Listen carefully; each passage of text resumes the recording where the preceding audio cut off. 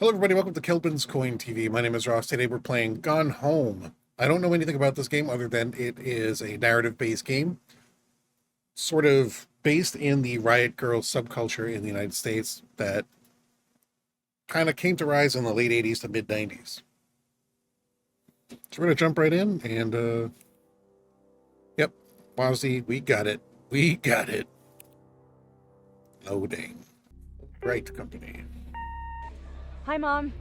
So I got my ticket home from Europe.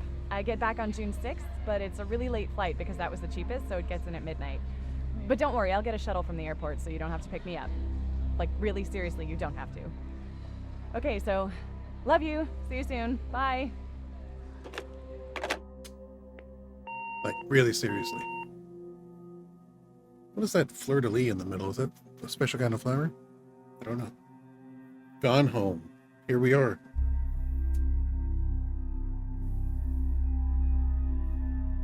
1995, see? Mid-90s. Alright, I think we're here. Screen is very dark for me. Caitlin Greenbrier, Portland, Oregon. Oh boy. Oh, okay. Hold right mouse or left shift to look closer? Why do I have to look closer to lock door? What the frig? Where are the keys?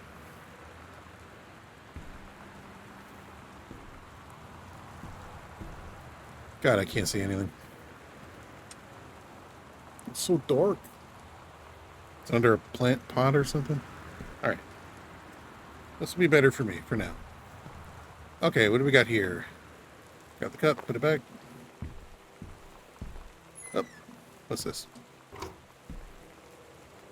Christmas duck. That says something, I don't know.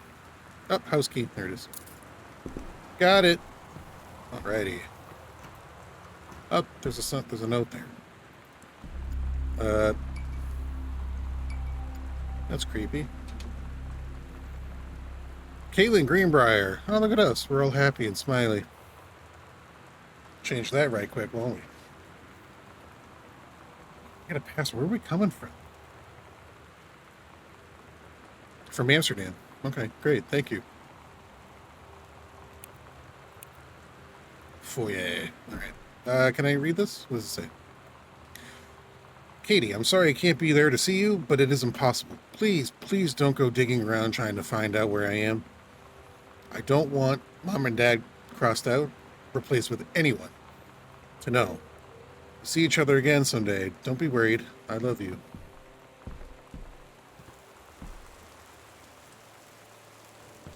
Alright. Honey, I'm home. Okay, grab tissue box. Don't need that. Directions to work from new house. Left on grab tree, right on. Oh!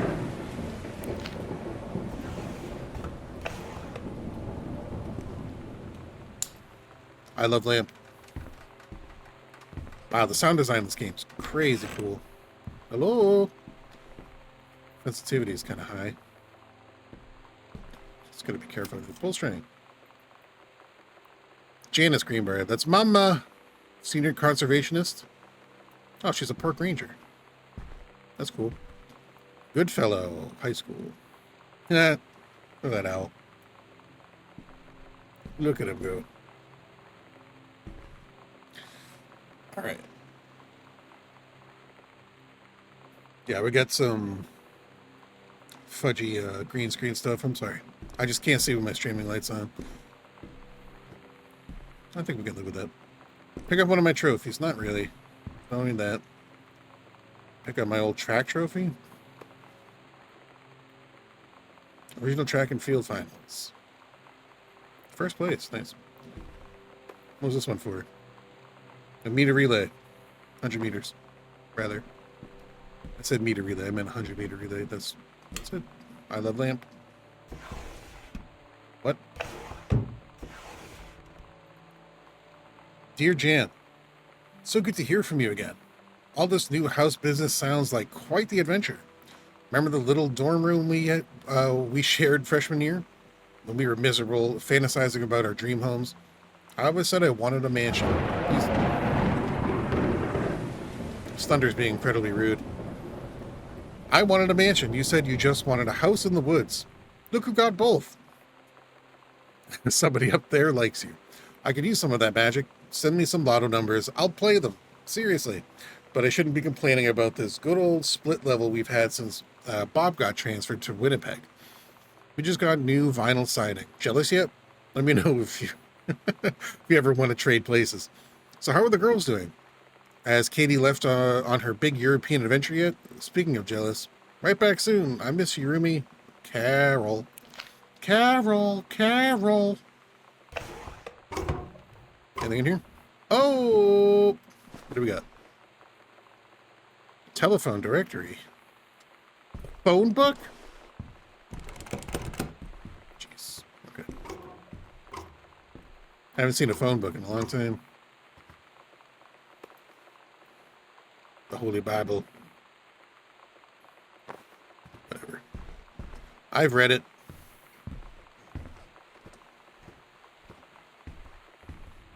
Actually, let's take a look at this family portrait. What do we got here? Sam, Katie, Mom and Dad, Jane and Terry. Huh. Looks like Littlefinger from Game of Thrones a little bit. Yes, yes.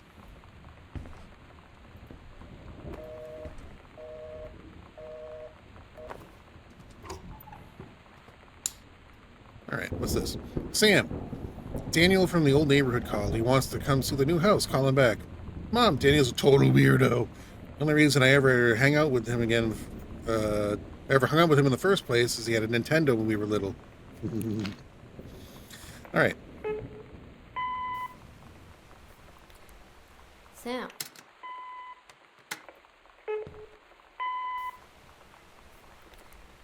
Sam. Sam. Hello. Sam. What?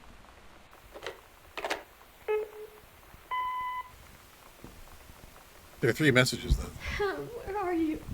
Oh. Really? I need to talk to you.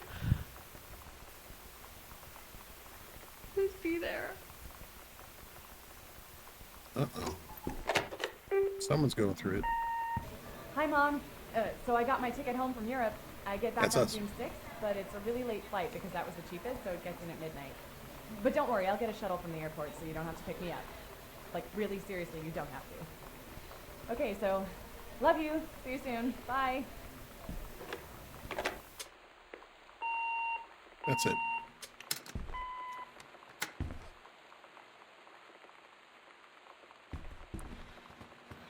I don't know who the voice was.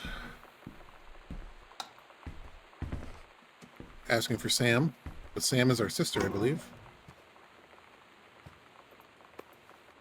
What's this? Betty? What? Yeah, I know this already. Obituary. Oscar Mason, 60, of Boone County, died peacefully last month in his home. Mr. Mason was born on September 8, 1933, in the house that would be his home for the rest of his life. He attained his degree in pharmacy at a young age, returned to Boone County to practice. Quickly became a well-loved figure at the center. Only when I'm reading stuff. Quickly became a well-loved figure at the center of the community. In the decades preceding his passing, he was seldom seen outside his home. Service will be held this Sunday at the First Methodist Church at 1 p.m. All are welcome. Survivors include his nephew, Terrence Greenbrier, as well as, in spirit, the people of Boone County to whom he provided wellness and comfort. Yeah, so this is Granddad.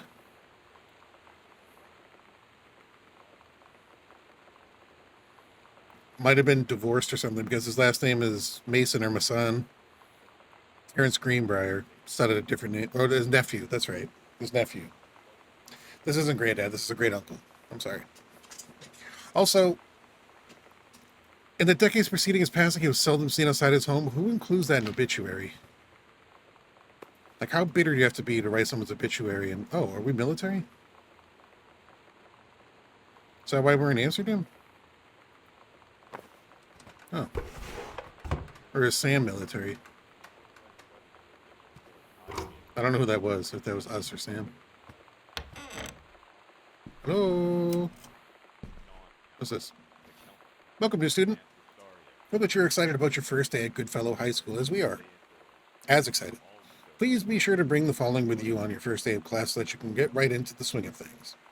One sturdy folder of pockets for each of your 6 class periods. Don't do it, Thunder. One line notebook per period, or one large notebook with 6 divided sections. At least 6 pens, blue or black ink, 6 pencils. 1 box of colored pencils, standard combination lock for your sign locker, a nutritious lunch, or $2.50 for a lunch provided by the school cafeteria. And a positive attitude. Only one not crossed out. Please remember to get plenty of sleep the night before and be ready for the first bell to ring at 8 a.m. See you soon, and again, welcome. Beth Valence, principal. 8 a.m. high school, that's late. Oh my God. You are so lucky you finished high school before we moved into this house. So, it's the first day of school, and there I am, introducing myself to the class. And I say that I just moved into the house on Arbor Hill. All of a sudden, every kid in the room turns and just stares like I suddenly transformed into a mutant. I just stood there, wishing pretty hard for a rewind button. Because now maybe nobody knows my name, but they all know who I am. The Psycho House girl. Great. Psycho House? Dawn County, Tacoma County, and Lustaria County. Residents are strongly urged to stay indoors and secure all windows. Okay. Flood conditions are expected. Oh, it's really coming down out there, huh? We got books and books and books and books. The Killing of JFK, a Theory by Benjamin Almond. See in the movie, discover the truth. The chair's moving on its own. We got ghosts and ghosts and ghosts. Wait, what was that? Okay. Grab highlighter. I don't need a highlighter right now. Oh, examine paper. Pioneer CLDD 703 combination. They is really pissing me off. MSRP about $1,000. Remote with backlight, double-sided play, headphone out. Digital CLV slow motion freeze frame. Ooh, fancy. Last frame memory. 2 S video outs. Coaxial optical outs. I say that a jack of all trades is a master of none. I have to disagree. Mastery is not a question of specialization, but sureness of purpose and dedication to craft. If you happen to be in the market for a combination LD CD player, be glad to know that Pioneer seems to share this particular. And it kind of trails off there. 3 rings binder. Put it back. Didn't need it. Right. Open it up. How do we open things? Open.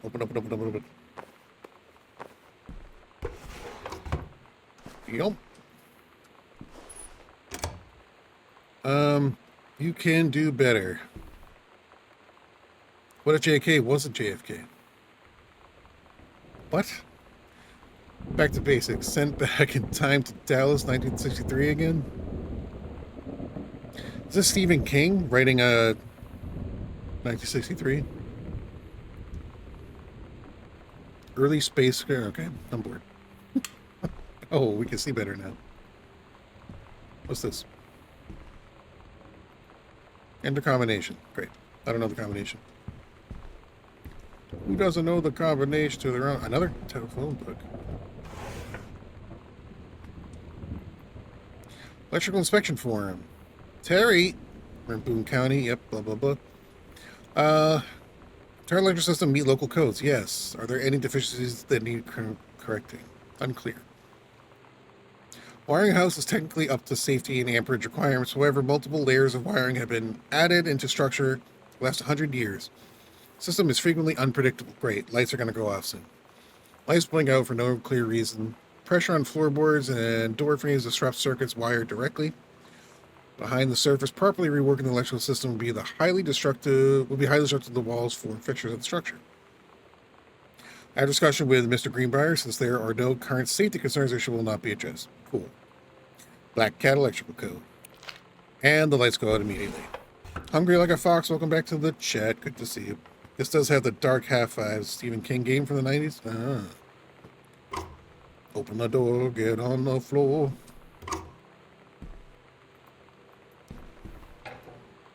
Hello.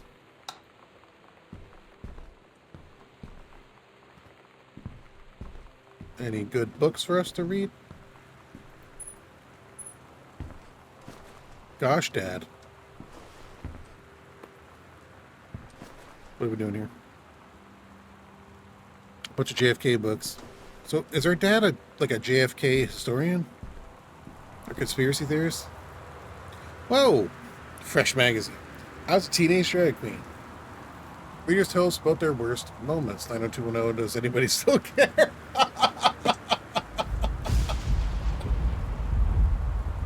Sarah Hole's not gathering moss. Great.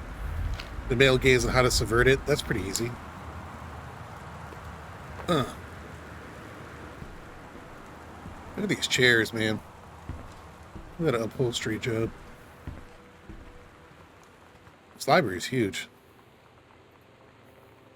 Dear Terrence, David asked me to write you regarding the reviews you've been submitting the last few months. I think they're becoming more trouble than they're worth from an editing standpoint. There's a word limit. It's your job to stay under it. Not mine to cut back to it. Even though it's becoming harder and harder to weed out the tangents and non sequiturs from usable copy without heavy rewrites. Readers of Home Theater Aficionado want to hear about the quality and value of the hardware, not ruminations on your childhood. If it were up to me, I wouldn't be writing this letter. I'd just be cutting you loose. There's tons of guys half your age who would take half your rate to write stuff I could actually use. But David's known you for a long time and he's the boss, so I'm giving you one more shot on his say-so. You should write him a nice note thanking him for his patience and generosity. Look through your old stuff and start submitting reviews like that again. Then everybody will be happy. Brent Kurtwood, reviews editor, Home Theater Aficionado magazine. 0451, that's the combination. Stranger under my roof. Dr. Lisa Medina. Understanding teens. Okay. I'm not going to read all that. I think we're just supposed to gather that our dad has a hard time connecting with us.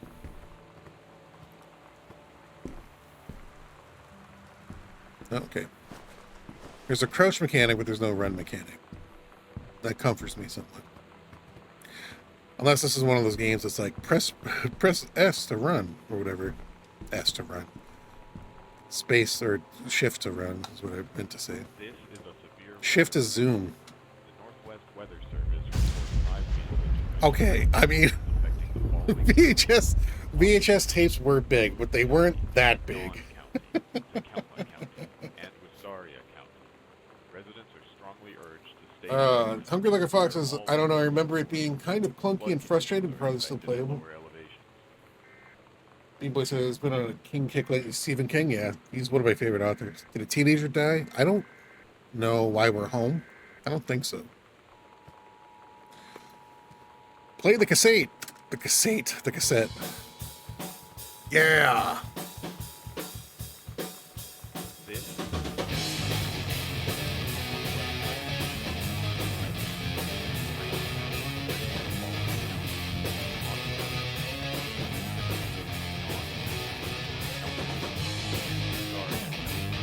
residents are strongly urged Whoops. to stay indoors and secure all windows Okay, as much as I want to listen to that, I don't want to get copyright struck. at lower elevations. Because I think there's actual Riot Girl media in this game.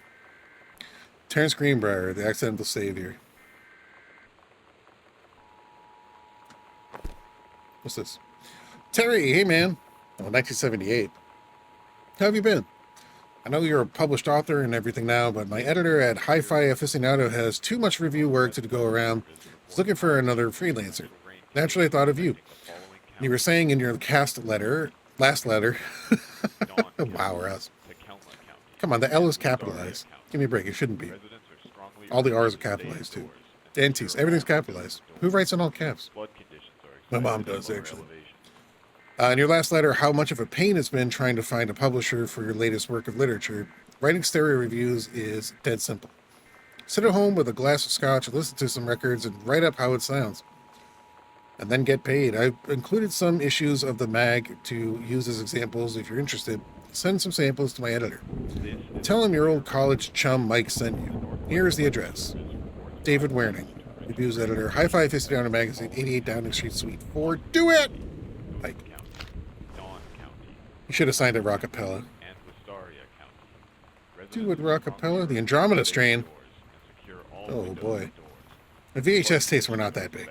Are not that big. Pizza. Gone. Couldn't save any for me. What's this? The Coliseum, Showplace of Oregon.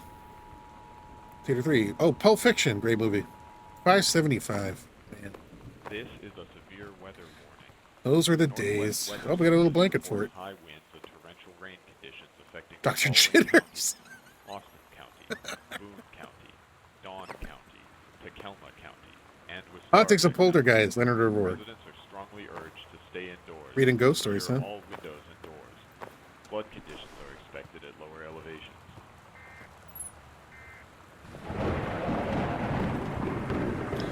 Making friends, Philip Ackerman. Sam, thought this might help. Dead. Oh no. You know So that soon? feeling where the first moment you see someone, it's like they have a big gold star around them, and you have to get to know them. Well, there's this girl. I think she's a senior. She's usually dressed kind of punk, but sometimes I see her in this, like, army uniform, and she's always drawing in this notebook, looking so intense. I had no idea how I would ever, like, have an excuse to talk to her. Till I noticed she and her friends hang out and play Street Fighter at the 7-Eleven every day after school.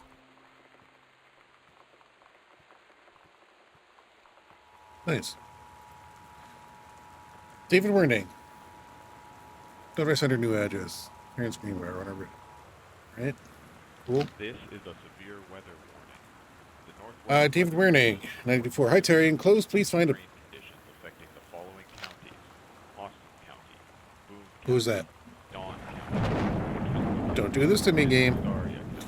Enclosed, please find a Pioneer CLDD 703 unit with remote and cables. We need half a page review for the October issue. Flood conditions That gives you about 2 weeks to get us the copy for edit. Standard stuff like you gave us on the CLDD 502. It's a combi player, so check its CD playback with a few discs as well as laser disc. And they want us to definitely hit the signal to noise ratio and toslink stuff for high-end buyers. Looking forward to your take on it. Enjoy the unit. Dave! This I'll turn the TV off. Yeah, we get it. Already looked in there. Matches. Come on. Pick it up. We got one match left. I tried to light the candle. Hey, it's just floating there.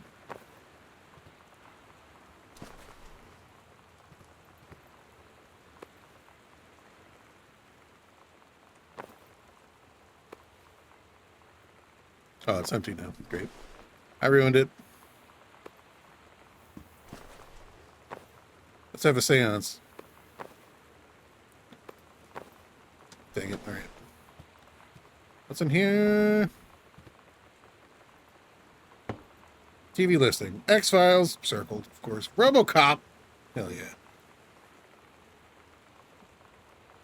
Don't dox her, bro. Oh, there weren't any matches at all. Boy Meets World. Bonnie Hunt show. Dang. Step by step. Ooh, baby. Wait. I want to read more. American Gothic. Matlock. Full House. Mm-hmm. Of course. Yeah.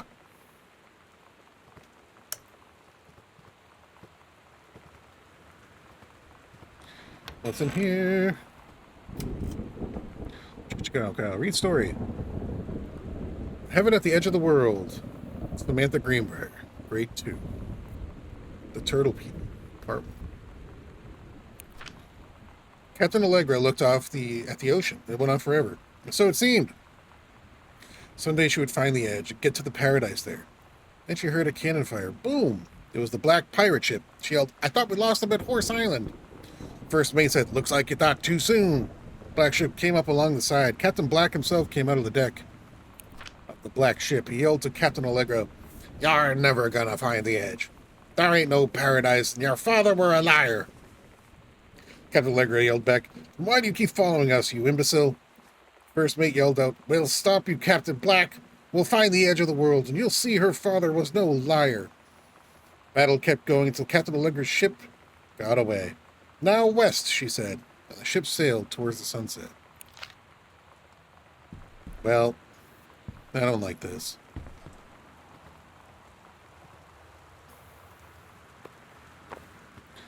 Did our sister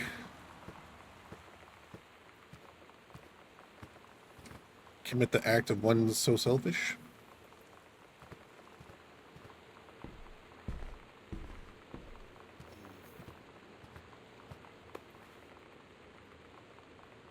United States Department of Agriculture, U.S. National Forestry Manual. Well, our mom is a forester. Bunch of coupons. Save 25 cents on what? Tortilla chips. It's a good deal. What is this? Is this a ficus? Hello? What the heck is this from?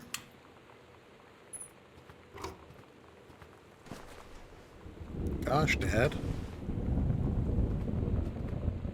Why does it take so long to crouch and then not crouch again? Are we like 34 years old or something? Oh yeah, play the record.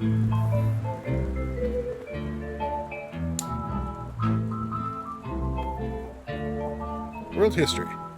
Somehow I always knew that someday we'd be through. Reboot after system worksheet 6. Samantha Greenbrier. 1994. Oh, so this is a recent worksheet. Menstrual cycle. Producing the testicles. Okay. The menstrual cycle, a novella. Early morning of September 1st, 1939 or 1937?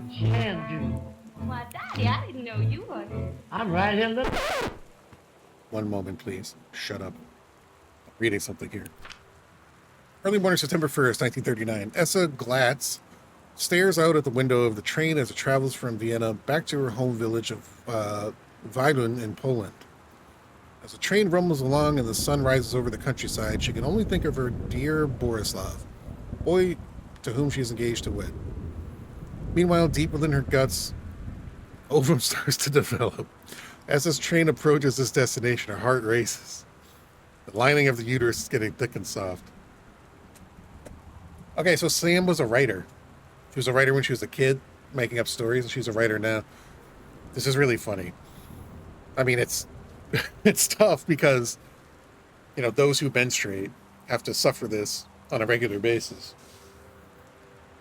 But the fact that there is humor in the fact that it's a novella is appreciated by me.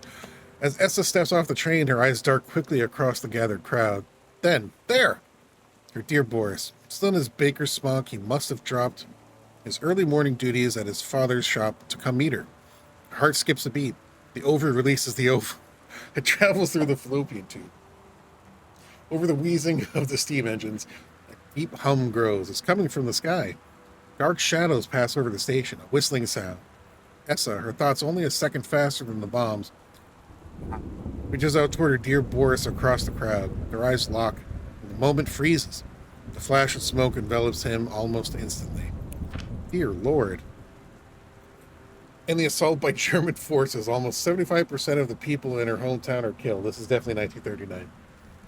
The rest, including Essa and, for a time, Borislav, huddle in a half-destroyed church. He is blind. His legs are missing, bandaged with torn bedsheets. Essa's egg will not be meeting a sperm. It dissolves. Jeez. About 2 weeks later, Boris loses his grip on life. Essa's given up her rations to keep Boris alive, but in the end, nothing can save him. Since the lining of the uterus is not needed for a pregnancy, it comes out through the vagina. Essa vows to survive. She sets off to join the Polish resistance as a daring spy and saboteur. Another ovum starts to develop in one of the ovaries, and the process begins again. It is incredible how the female body knows how to prepare for pregnancy. It's a teacher's note to see her. Well, Dave Brubeck. So Sam is troubled to some degree, obviously with some sort of depression. But she has a wily sort of sense of humor. Can I turn this on? Dave Brubeck is one of my favorite jazz musicians and composers. Most famous for the tune Take 5, I would say. And also another one called Blue Rondo a la Turk. But he also did Three to Get Ready. Oh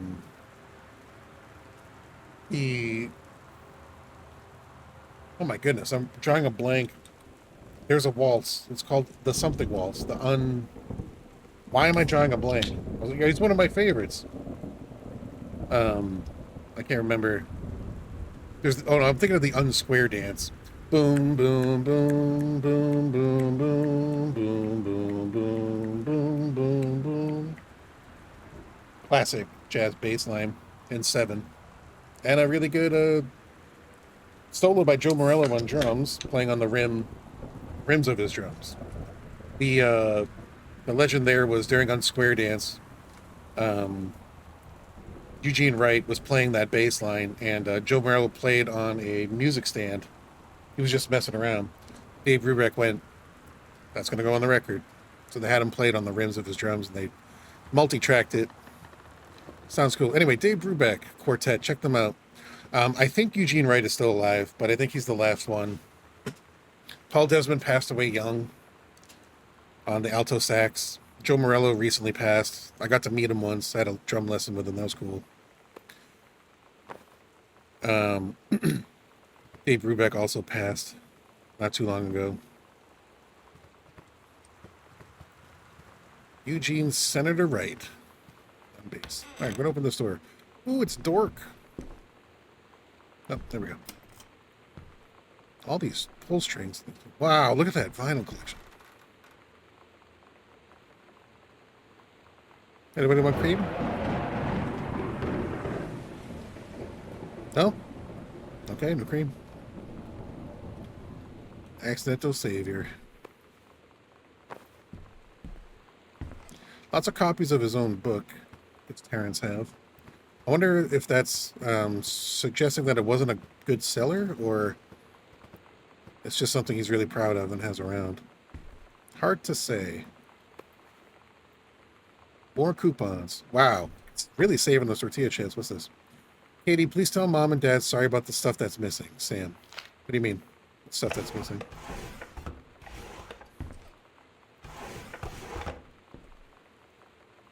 More highlighters. Hi, Lonnie. So if you wanted to come over to my house still this afternoon, that would be cool. I can drive. It's kind of far, but I can drive you home too, so hopefully that's fine. Right back and leave this in my locker if you still want to, and we can meet in the parking lot after 6th. Samantha. Yeah, I'm totally in. See you there. Then I'm going to kick your butt. Get ready. Hadouken! Yeah, they're going to play Street Fighter. So I'm picking up that our sister Samantha is striking up this relationship with Lonnie, who was the girl from the diary, the journal. So you know what they say about the best laid plans of mice and men? Yeah, turns out it applies to Street Fighter too. At least I worked up the courage to walk into the 7-Eleven and ask for a turn, but all that practice at home did not exactly translate in the wild. So after I was finished getting my butt kicked, I followed them outside while they smoked. And that was when she asked me if I was that psycho house girl. But then she said she's always really wanted to see the psycho house. Her name is Lonnie. She's coming over tomorrow. That's exciting. Good for you, Samantha. Making a friend. Katie, please, whatever you found, don't tell Mom and Dad. The attic. Wait a minute, what? Did the attic write us a note? It's unfinished. She threw it away. I get it. Like the attic is writing us a note. Don't tell Mom and Dad.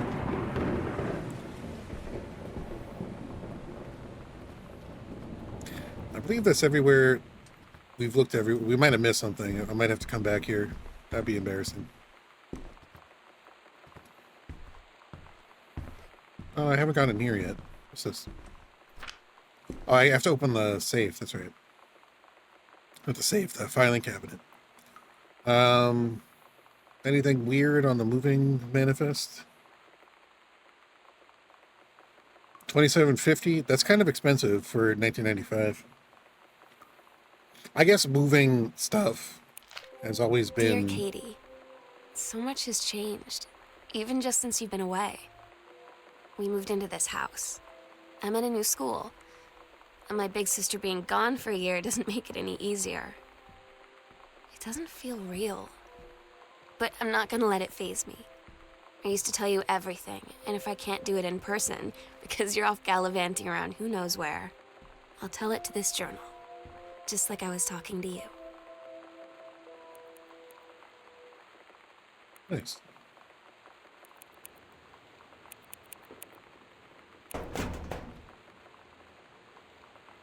Was it 0451? There we go. Sorry, I got it mixed up. Dear Mr. Masson, please find and close your original document and a typed copy for your records. The notarized copy has been filed at our offices. Thank you for entrusting our firm with this important matter. Sincerely, Jeffrey Wise. Keep looking wise, attorneys at law. Will and testament. I, Oscar Masson, possessing full competence of mind and memory, after full survey of valued items to my name, do hereby declare this document my last will and testament. Following shall hold true my passing. I declare that I am a lifelong resident of Boone County, that I am unmarried and have no children. I declare that I have no outstanding debts to my name to any creditors living or dead. Do hereby bequeath every item of value of which I may die possessed, including the dwelling and surrounding acres located at Arbor Hill, as well as any and all personal property and moneyed accounts, to my nephew Terrence L. Greenbrier Jr. of Ellis County. In the event that said Terrence L. Greenbrier Jr. should predecease me, then and in such event the bequest to him shall fall, and the same is bequeathed to his children as ordered by age and competence as stewards of the estate.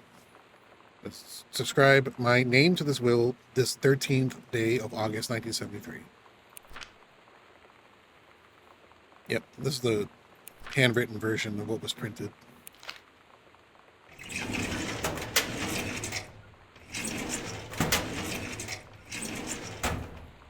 Okay, so did our father die? John Russell opened his eyes and saw them, the stars, twinkling as if they were lying on the grass. His family's yard in Massachusetts, even though that place was a million miles away. No. He blinked the sleep from his eyes, looking through the carbon-reinforced safety glass of the space station Archimedes. Yes, he was a long way from home, but the future needed him.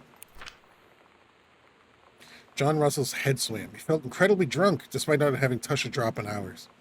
He vomited onto his feet, his bare feet. Stared for a moment, processing his sick, flecked toenails, scanning his bare shins, bare knees. He was completely naked, looking up and met the eyes of a gorgeous blonde woman wearing a tight polymer fiber tunic, fabric that strained at the seams to contain her generous bosom, was emblazoned with the phrase "matter transference operator." Then he passed out. John Russell crossed the gap in time. Only messages had passed before, but now, oh man, they needed him. Now more than ever. Stop. God, I don't like the sounds while I'm reading this. Changing the past was no longer good enough. The instructions from the council had been clear. What to procure, what to construct from it, how to assemble it. So he made the machine, how to transport him bodily across time, and now he stood there on the bridge of the starship Archimedes, commanded the vessel, because only he who had saved the predestined president's life twice before could helm the naive crew to their destiny, the fate of the galaxy. Wow. So he was writing a novel?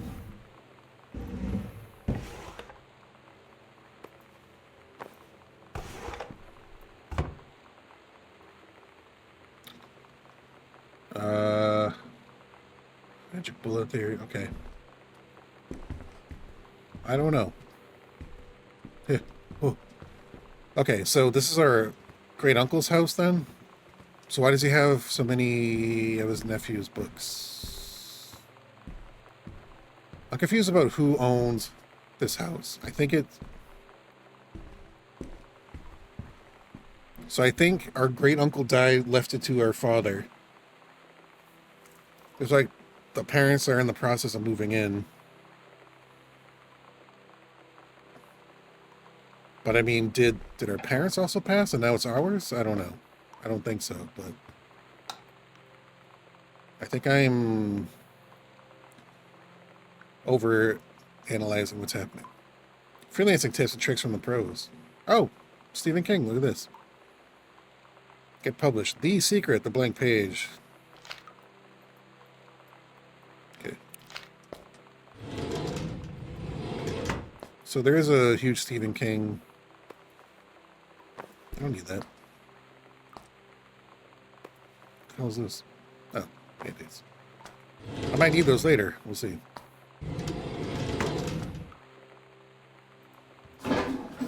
Whoops. That was a waste of fresh water. Okay. Right, this door was locked, if I remember correctly.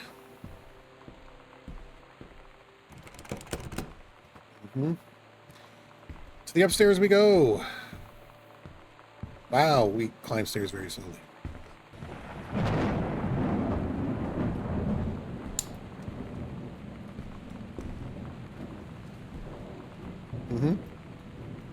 Controlled burn is scheduled for Boone County. Plumes of smoke will rise above the northeastern region of Boone County over the better part of next week as part of a Forestry Service run controlled burn of overgrown sections of the Flintlock National Forest. Forestry crews have been preparing the area for months. The burn operation will take place between 8 a.m. and 5 p.m. on Monday, Tuesday, Wednesday, possibly into Thursday, depending on the speed of progress, according to the Forestry Service. In addition to removing dead and overgrown vegetation that can lead to wildfires during months, the operation will serve as a valuable training tool for the forestry and firefighting personnel involved, said senior conservationist Janice Greenbrier. And now we see the highlighters in use for the first time. Or second time. Because X-Files was circled, probably with a highlighter. Smoke will likely linger in the area through the following weekend. Yeah. I bet it will. Sketchy playing cards. Great. Put those back. Okay. Sensitivity. Little too strong.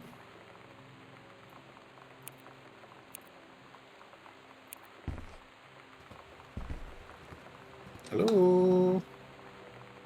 Biohazard. That's probably not good. Grab the comb.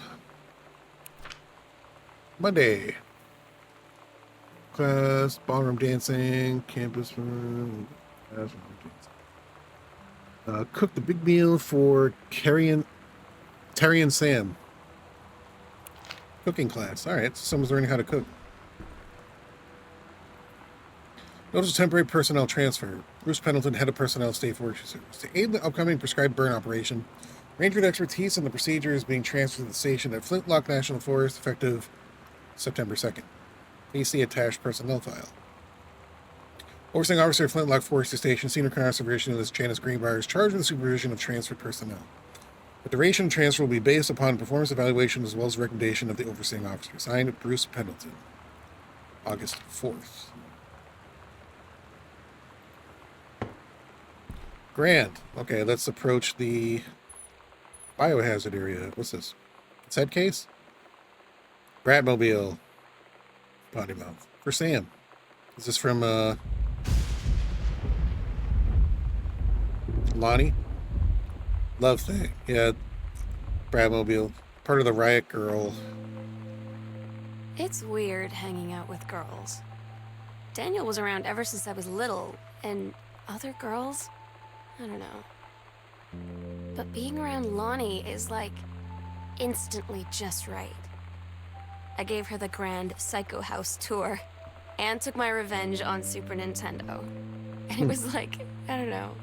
I finally found someone I feel normal around. I drove her home and she gave me this tape and said, "You have got to listen to this." I haven't stopped playing it since.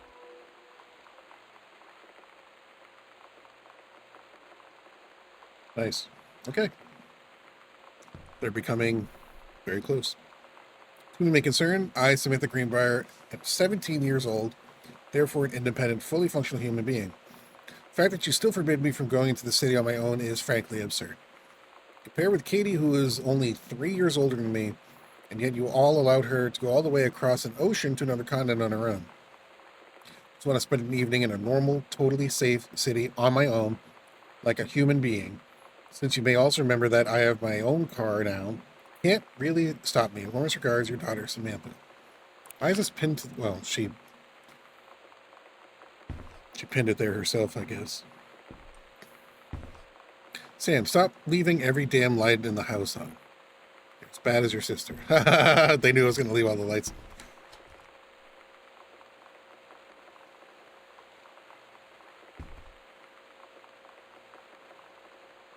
Hello? Daniel called. Wants the Nintendo game back.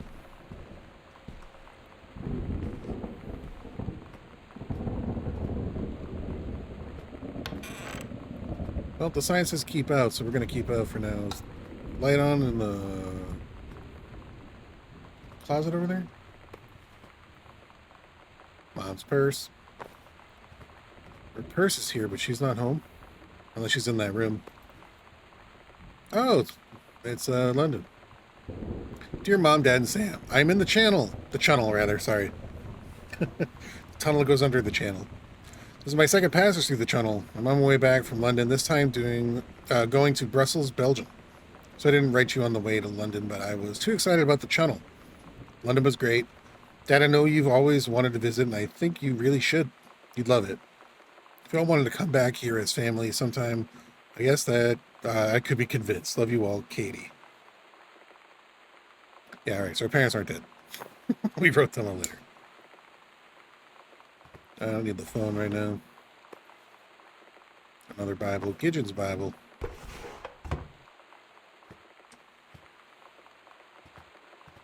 Light. Light is definitely on. What about those jeans? Dang. In the closet. Already.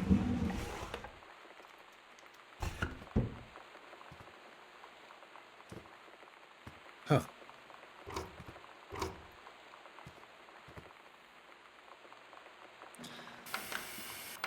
You don't need that. Oh, the President's Men. Butch Cassidy and the Sundance Kid.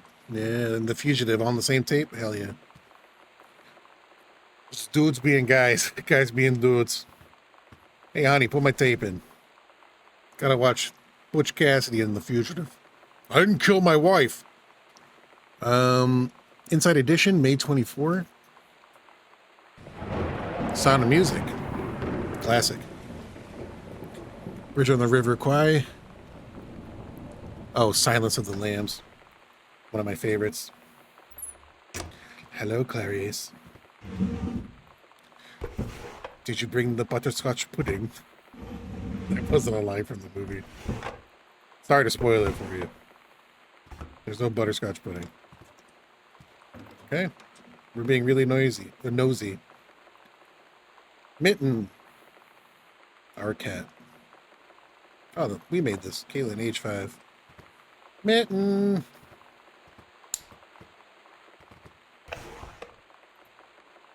Dear Jan, oh honey, let me tell you, I understand how you feel. Bob and I have had our down periods. It's become a bit of a way of life, actually. Get used to each other, you live your own lives in the same house. The kids grow up, they go away. I'm sorry, this isn't helping, is it?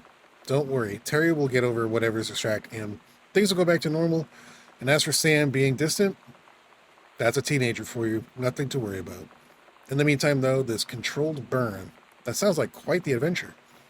Let's cut to the chase. This new ranger they sent, that's what I want to hear about. Ranger Rick? You have to be kidding me. It's too perfect. You have to tell me everything.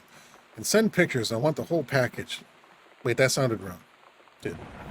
Keep your chin up until Terry is out of his slump. In the meantime, write more letters to your old friend Carol. She adores them. Love Carol. Carol sounds cool.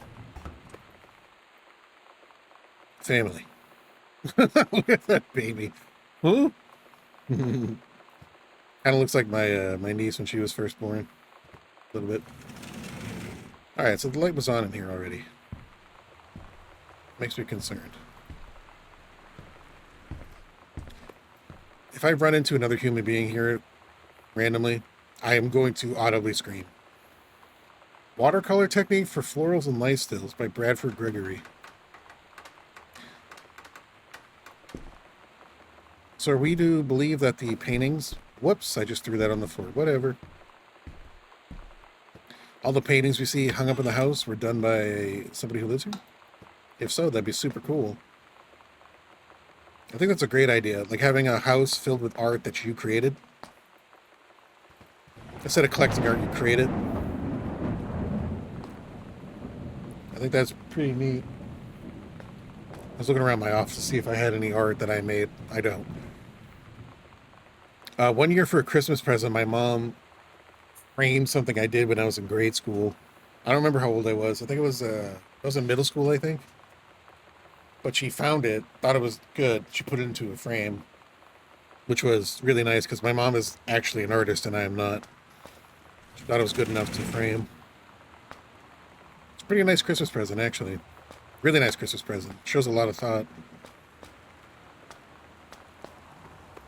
I love my mom. After the honeymoon, rediscovering your spouse, personally, spiritually, and sexually. Alright. Well, I don't know who the hell this Ranger Rick person is, but he's getting in the way of mommy and daddy. Candles. Oh, what kind of lotion is this? Shampoo. Shampoo. Alright, we're gonna leave all the lights on. We'll leave a light on for you. Grand. Danger. Wear goggles, rubber gloves while handling anything in this room. Okay, what's this? Hey Sam, do you want to see Pulp Fiction after school at the Coliseum? It came out last weekend and Todd won't shut up about it. It's either it's good or we can make fun of him for liking it. Mom's supposed to cook dinner for us, question mark? Tonight for a change, but I can just ditch out on it probably. What time? Also, is that movie supposed to be really violent? I'm not gonna barf. According to Todd, it is pretty hardcore. I guess Uma Thurman gets stabbed in the heart with a heroin needle. That's kind of hilarious. Wow, spoilers. Also something about cheeseburgers is important. Wants to see it again. 10:15 okay? Don't barf. Alright, see you then. I mean, imagine reading a synopsis about Pulp Fiction and that's what you get. Heroin to the heart and cheeseburgers. That's all that movie's about, by the way. There's no nuance, other context, nothing.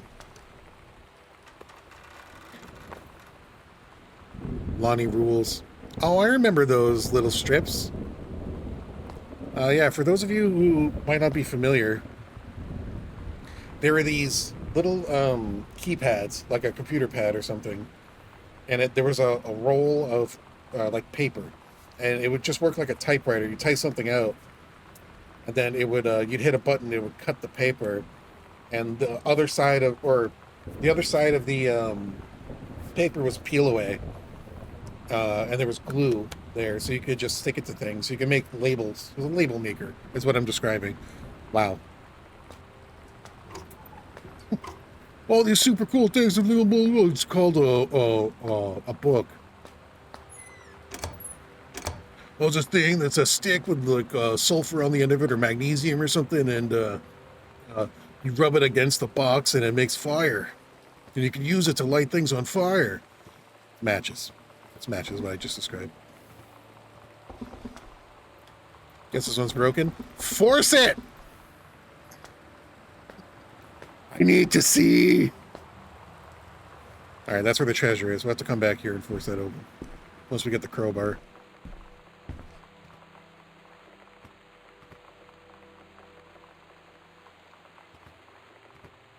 This is the room we're already in. We're going this way. Oh. Lights on in the attic. Katie, Mom and Dad were going to make up the guest room for you to stay in over the summer, but you come home on such short notice that they weren't around to do it. You can use my room if you want. I won't be needing it anymore. Stan. Okay. So is this Sam's room? Books. A lot of books in this house. Right, if these are the watercolors people are painting, those are really good. That's the best book ever about watercolor. Cat. Miscellaneous. Hey, Sam.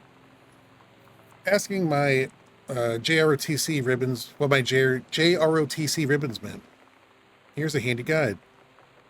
Orienteering. This means the Army thinks I can find my way around. Rifle team. Army has branded me as a certified killing machine. Adventure training. I'm a born adventurous and no borders can hold me. Army recognizes this. So if you didn't think I was cool before, now you do. Lonnie D. Okay, so that picture we saw before, I think, was Sam. So I guess she joined JRTC because Lonnie was in it? I don't know. We'll find out. Samantha Greenberg, Ghost Hunter Journal. Oh, baby.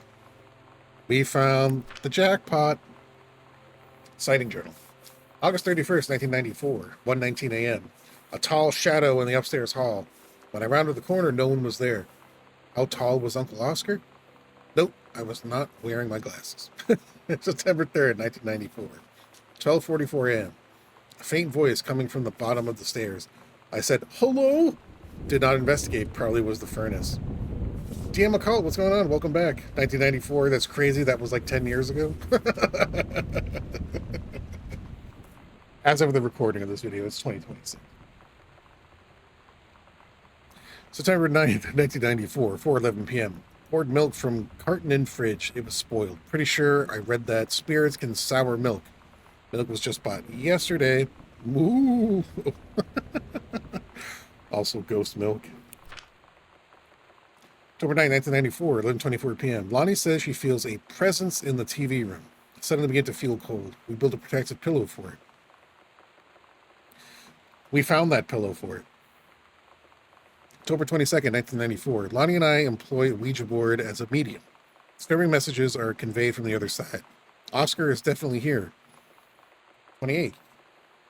4 a.m. Listed Lonnie to stay up all night and help patrol premises, recording any signs of otherworldly presence. Lonnie reported many sightings, but all remained unconfirmed. Possible ectoplasm in attic, probably due to a leaky roof. Sample taken just in case. Despite our best efforts, we both fell asleep around 4 a.m. All in all, a successful night. That's cool. Yep, that sounded like footsteps for sure. Why is this game trying to creep me out? Shut up, Thunder!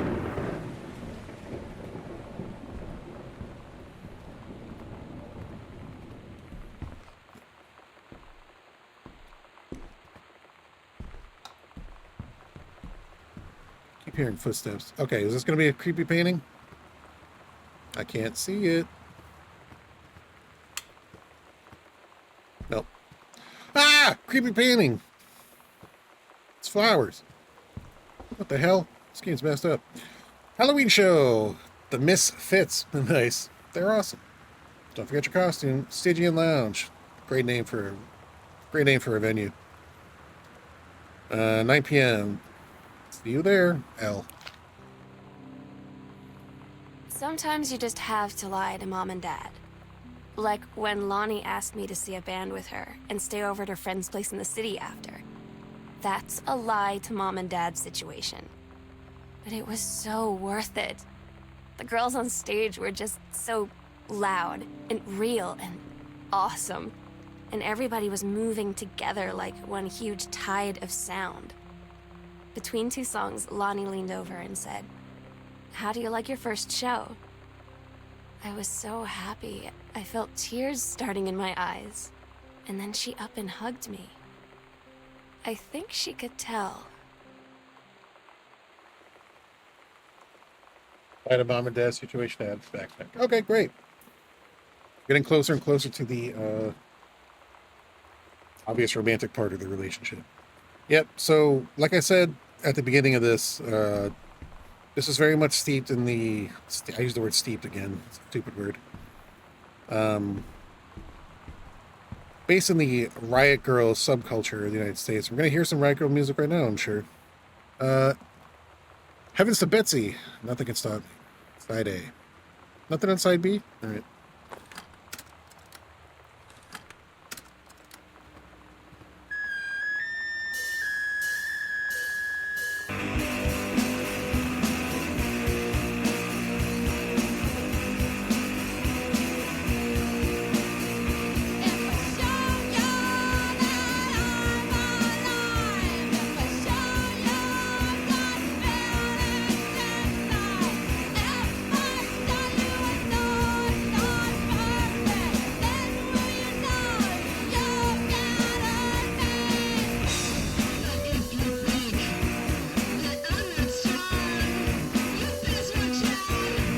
Oh yeah.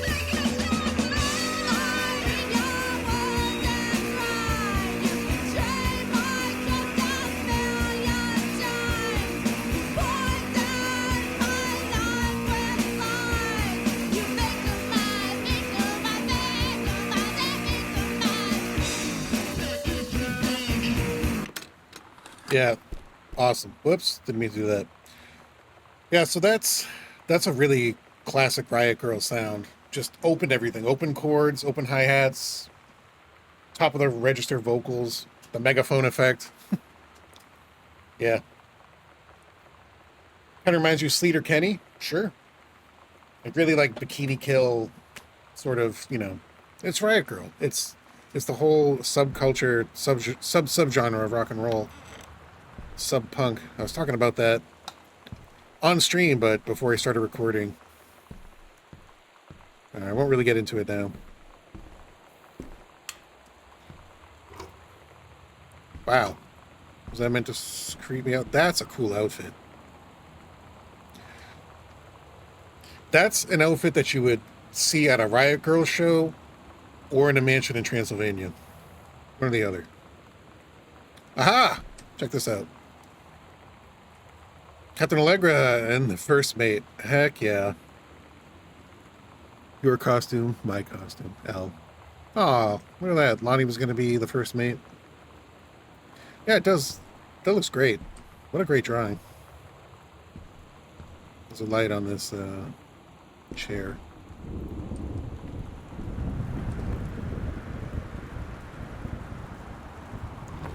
Okay. Hell yeah. You don't see these sewing tables anymore, these sewing machines. I actually grew up with one in my house. It looked just like this, except that the sewing machine itself was black and gold. And my mom used to use it. That's what she did to fix our clothes when we would rip them. It looked exactly like this. And she was good at using it, actually. I remember we used to play with these things that would flip up. And she would get mad because my little brother and I used to... She was afraid that we would break the table. Anyway, that's cool. Ominous music.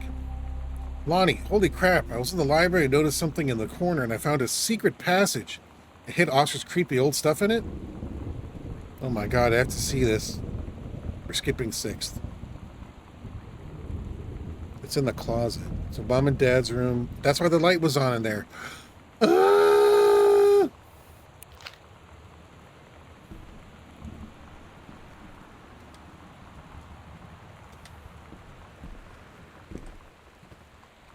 Well, we're going to investigate the secret door pretty much right away. Sam's dark room. Do not enter if red lights are on. Okay. I wonder if she's up there now.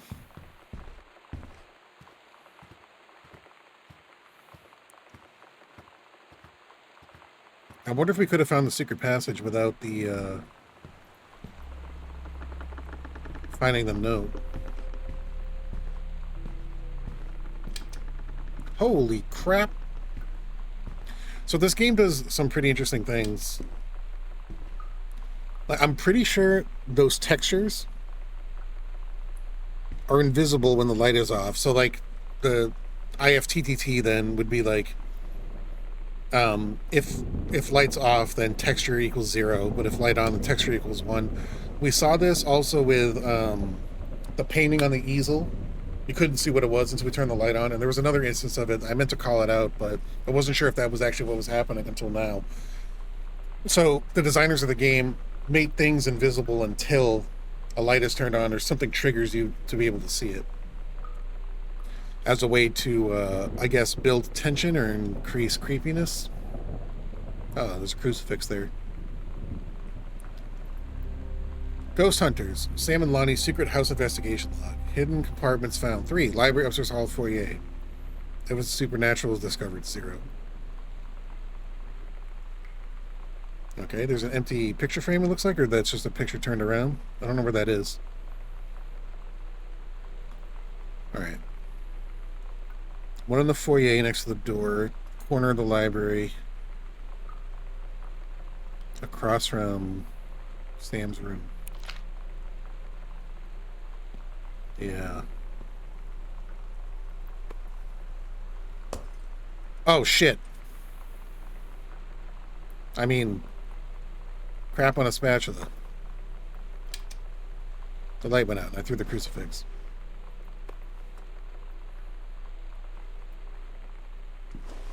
Power of Christ will protect me.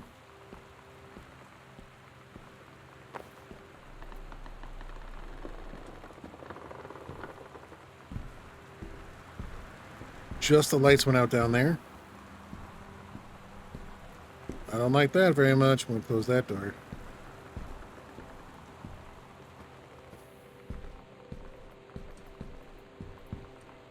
Wait, okay.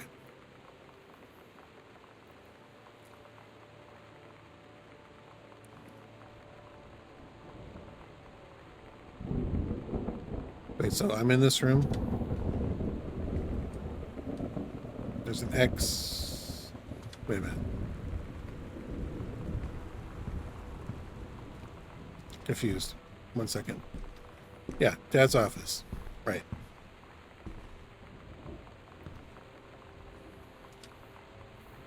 So we go through here. Oh, it's immediately to the left. Or I was just in the wrong corner, I guess?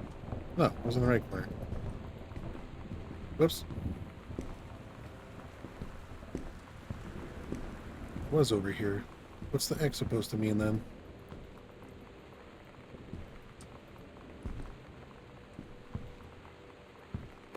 Oh, there we go.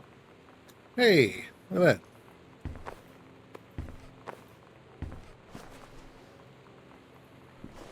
The Misfits. Ah, they put eyelashes on them. That's great.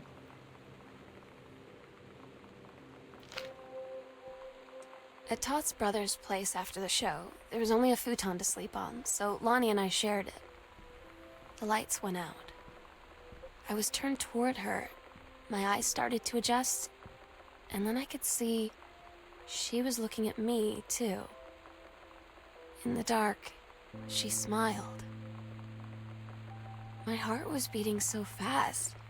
I rolled over. I felt so, I don't know, nervous? After a minute, she put her arm around me and was so close and whispered in my ear, "I really like you." I just nodded my head, and I really hope she could tell. I really hope that she meant what I think she did. I felt like a shook-up can of soda ever since. I hope we have the chance to talk before I explode. I like that simile. Felt like a shook-up can of soda ever since. That's really cool. Wow. All right. Awesome. So right outside Dad's office is another one. We're going to leave and go left, I believe. It's one of these panels over here. There it is. Oh, yeah. What's this? Property of Sam, private. Half of Sam's locker combo. Private, do not read. The Green Glacier, Part 2. Samantha Greenbrier, 9th grade. Heaven at the edge of the world. Well, it said private what we're reading. Sorry, Sam. Allegra and her scouting party peered down warily through the dense canopy of rustling leaves from their perch high in the forest branches. Mere feet away, sunlight shone brightly off the inner ice walls of the glacial basin in which the forest grew. A strange sight indeed, such lushness juxtaposed with the frigid ice formations. Allegra leapt forward without hesitation, bounding through the high branches. The first mate had been captured by the Green Glacier's Amazonian tribe. His life hung in the balance. We have to hurry, Allegra's party followed behind, moving quietly as a breeze through the greenery. Allegra landed in the clearing and shouted, "Stop!" She saw the Queen Amazonian up on her pedestal, reaching for the lever that would drop her first mate to the vat below. She shouted, "No!" and flung her saber at the Amazon's reaching hand, but it was too late. First mate screamed as he fell toward the water, then splashed down, and all was eerily silent. Allegra looked on, frozen in fear and remorse. She had been a moment too late. But then, from the vat, something began to emerge, a head of dark brown hair, just like the first mate's. Then the shoulders and sleeves of his coat soaking wet, but as the figure stood and the water poured down, Allegra saw that the first mate had changed. He was no longer a man at all. In fact, he looked back at her were the eyes, the face, the hair and hands and body of a woman. Still in the first mate's clothes. Still the first mate, she, spoke in a soft, clear voice. "Captain?" The Amazonian queen said, "She is one of us now. She is ours." Allegra drew her magical flintlock pistols from her belt and the crew readied their swords. Allegra glared into the queen's eyes and said, "That's the love of my life, and you can't have her."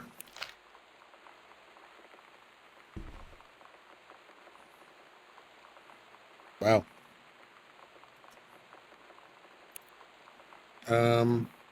5001. Got it. Second half of the combo of Sam's locker. Where's Sam's locker? Like your school locker? Okay, and then,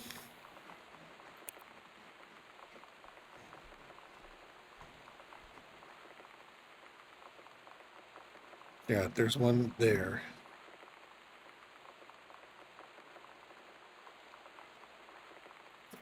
Outside of Mom and Dad's bedroom.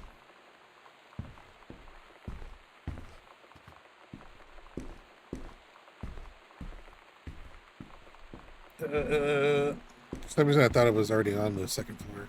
I don't know why. Oh my god, get up the stairs.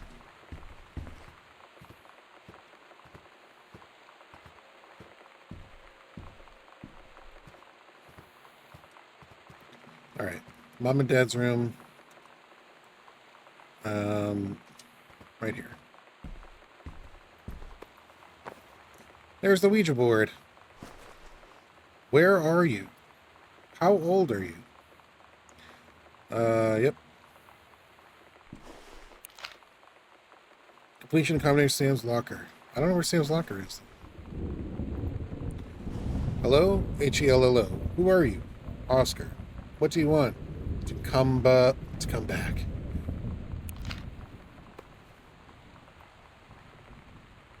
Okay.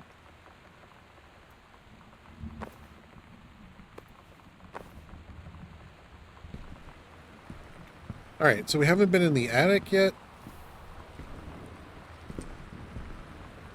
Or the radioactive room.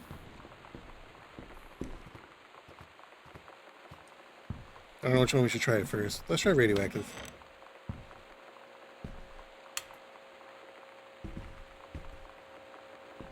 Oh, I see. It's not actually radioactive. It's just a bedroom. Hi, Lonnie. Wrote this in first period and left it in your locker on the way to second. It's what all the cool kids are doing, I've decided. Write me back. Also, here's an idea for something to draw. 2 cats on a motorcycle. Hey, this is a good idea. What all the cool kids are actually doing is sending each other pages on their keepers. Trapper keepers, I'm assuming. But we're cooler than them because guess what? They can't put this on a keeper. That's nice. Drawing of cats was so good that I added a background to make it even better. Maybe I should just stick to writing, though. Should be an alien. Cacti. Haha, I like it. How did you know they were about to be abducted by aliens? Looking at Mr. Fish right now. I feel like he would probably have lots of cats. Also, like, his secret shame is he watches 90210 religiously. I'll ask him about it after class. He said he doesn't have cats, and also that he's never watched 90210, but I could see in his eyes he was lying. All right, Lonnie's pretty funny. I can see why Sam likes her. Oh, yeah. More music. We're so cool, yeah, yeah. Yeah, we're so cool, cool. We're so cool, yeah, yeah. Fuck you too, cool schmuck. Nice. I don't wanna sit around and talk about the water first, or just the good old days. I don't wanna wonder if you're gonna say hello. I don't wanna wonder if you're gonna walk away. I don't wanna hear how many friends you have. I don't have any anymore.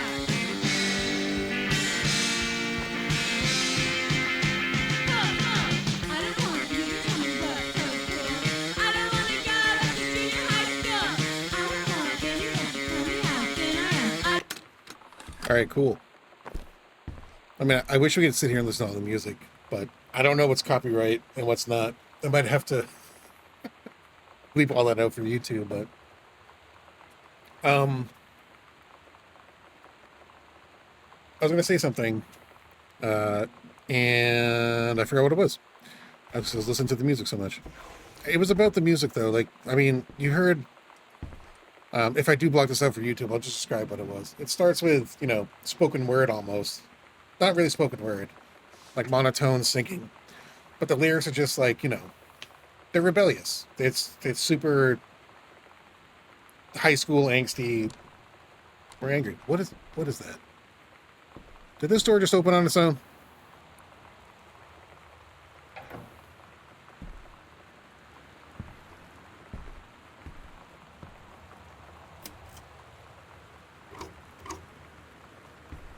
What's this? Oh, hang on. Great. Another Bible. A lot of Bibles here.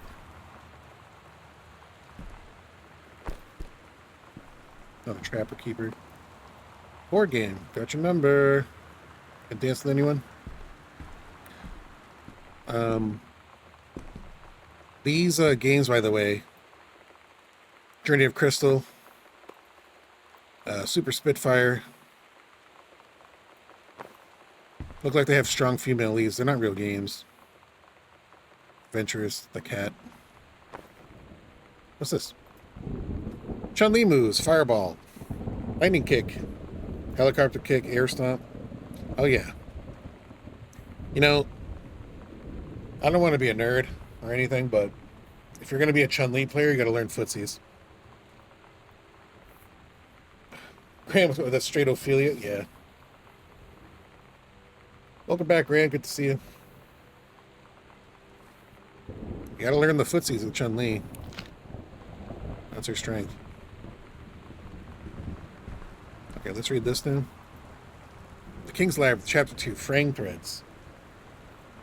You gotta prep? Alright, Graham. Appreciate it. Forever long you're able to hang around. Fraying Threads.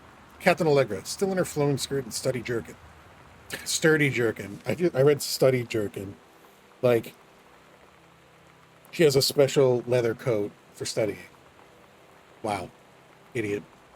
Captain Allegra, still in her flowing skirt and sturdy jerkin, descended the single shining thread into the lower cavern of the labyrinth. She and the first mate, on their own now, grew closer to their goal, the throne room of the dead immortal king of the island. First mate slid down the line onto the stone floor. She swept chalky bone dust from the front of her canvas trousers and looked up at Allegra. The silken thread, nigh unbreakable thanks to the enchanted moths that inhabited the island, trailed behind, leading their way back to the entrance. Further into the labyrinth, the moaning began to echo. Moaning grew louder and clearer, turned into words from some ancient language they could not understand. The king's cursed voice. The hairs on Captain Allegra's arm stood on end. She looked back at the first mate, whose eyes remained locked on the blackness of the passage for a moment too long before noticing the captain's gaze. The first mate nodded silently ahead. Following the king's ghostly song deeper and deeper into the labyrinth, they came upon a rocky gap, spilling forth out otherworldly blue light. Great basin of the dead king's throne room lay below. Skeletal in rotted robes, the king was hunched over the blue orb topping his royal scepter. Shadows of his bony fingers danced on the walls like ghouls. As he sang, wailing souls flowed in one by one through the cracks in the cave walls, pulled into the orb, causing it to grow brighter and brighter. Behind the king, a long staircase hewn from rock led down to the chamber from a passage at the top. Lurker said, "We have the advantage in numbers," that draws attention, and then you... But the first mate was interrupted, or it did interrupt, and said, "No, I am smaller and quicker, and you know of dealing with mystic energies like these. I will circle to the other side, get the king's attention, and lead him on a merry chase." She held up the silk line, all traced by this invisible thread, of course. Lurker said, "It is a good plan, but perhaps we should go together." The first mate shook her head. The thunder interrupted Ross. "You know this is our best chance. Don't be afraid for me." The grass hands exchanged 3 tight squeezes, palms growing warm. First mate tied the shining thread to the belt of her trousers, gave a quick salute and wink, dashed off. Allegra waited, staring vigilantly across the top of the stairs where the first mate was to appear. King continued his... Wait, no. The singing stopped. The king turned and began walking up the stairs. Allegra wanted to call out to do anything to stop the first mate from running headfirst into danger. Tried tugging on the line to signal her. No use. King was nearly at the top of the stairs when the first mate burst through the passageway. She skidded to a stop. Even from across the yawning basin, Allegra could see the first mate's eyes grow wide. She turned and ran. Summoning his undead power, the king left the ground, levitating, gliding behind her with distressing speed. Some dank passage much too far away, Allegra heard the first mate scream. She was already running toward the sound. The line in Allegra's hand went taut, then shuddered. It fell slack to the stone floor. As Allegra ran, she was gathering line, twisting it around her arm. She came to its end. The unbreakable thread dangled limply, its end shredded and frayed in her hand. She tossed it to the ground and ran. Cool. That's good writing. I like that, actually. I like that a lot. What was this poster again?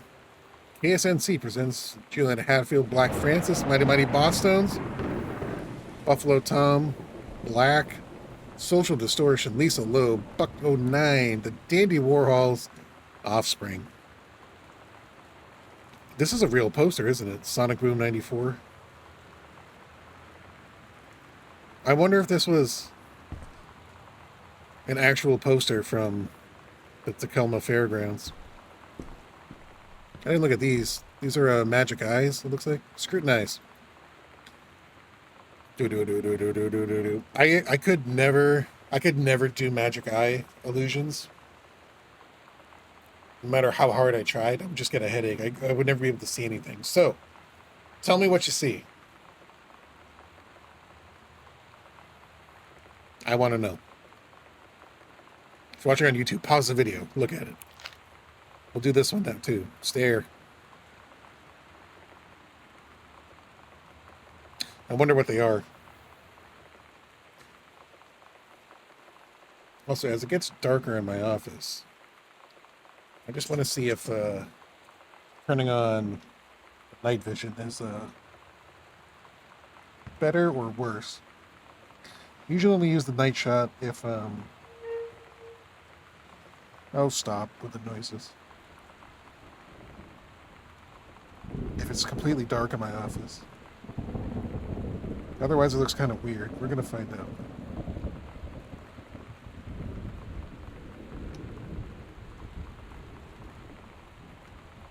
Night shot. Okay, that looks like it's on.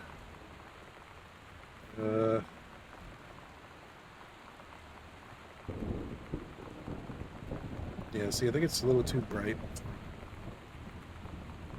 Octa 731, welcome to the chat. Says I can't see anything. All right, that's good to know. I'm just going to turn night shot off. It doesn't look as good. Still a little too bright in my office. We're in that weird in between right now.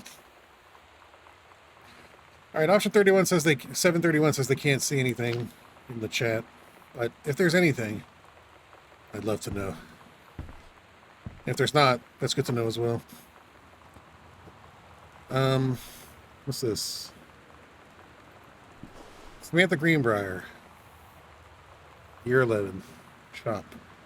Metalworking.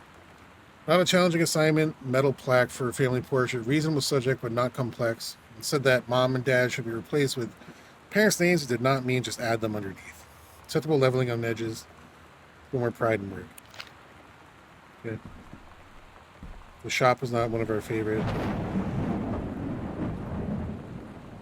subjects here, Sam. Patty Smith. They had Biohazard, Dinosaur Jr., Lemonheads, Ice Cube. Awesome. Soul Asylum Live, Eddie Vedder, Weezer, Veruca Assault, Maxim Martin, Wanted for the Murder of Straight Edge. God, I wonder if these are actual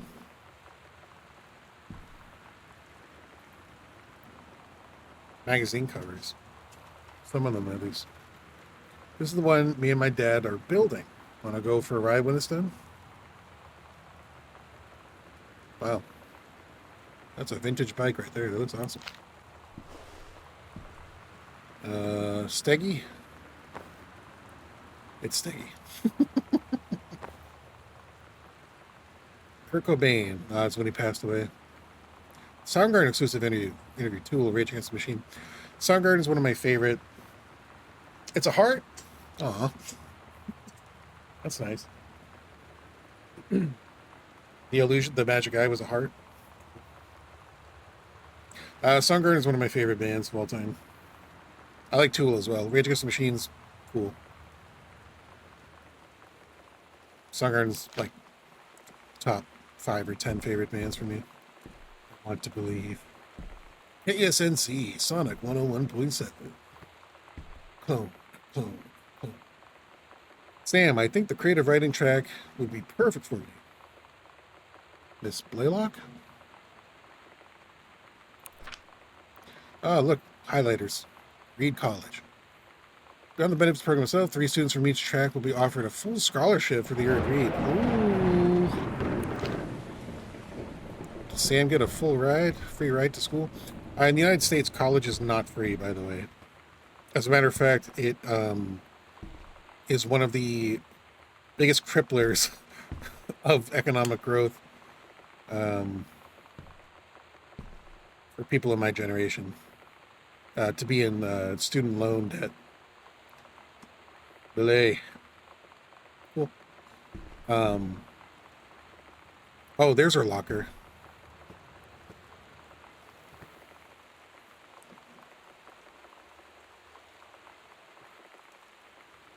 All right, let's read this. This looks pretty funny. Haven't had that much to drink, Jodie Foster. How many fingers am I holding up?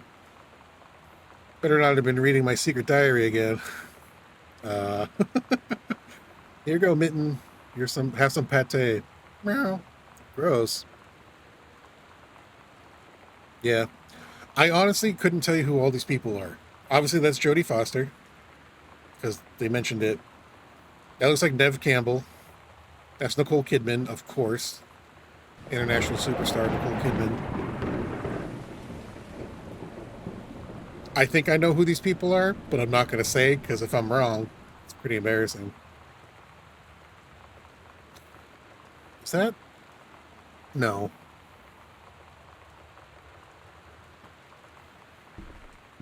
All right. The combination 051. Enter combination 051. Open. Oh! What's on here? Oh, Miss Lonnie. Oh, she's a redhead. It's a nice picture of Lonnie. Lonnie came over today. Everything was different. She was sitting at my desk chair, and she wouldn't look at me. Finally, I asked her what was going on. She said she felt like she'd done something wrong that night in the city. Like I must think... But I said no. There was nothing wrong. I just wanted to say... But I couldn't find the words. I felt like I was gonna cry, but I wasn't sad. She got up and sat next to me on the bed. I looked at her. Lonnie, do you think you could ever. And that's when she kissed me.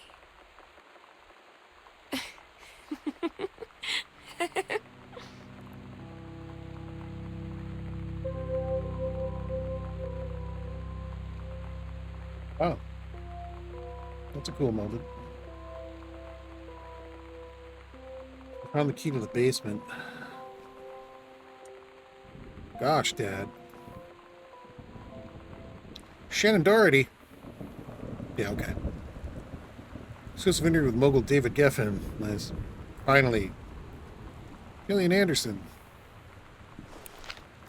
Yeah, well, we found her stash. Oh, yeah. You can't be a riot girl and not smoke cigarettes. On stream, I mentioned there was a friend of mine who turned me on to the riot girl scene maybe like 15 years ago or so. They smoke cigarettes. Hey, Lottie. All right. I think we found everything here. Jolly Roger. Hairbrush, tissue bugs.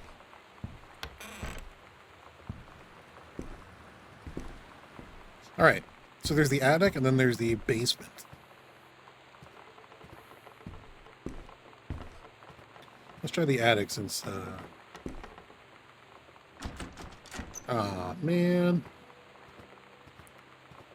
Let's try the basement then since Do-do-do-do-do-do.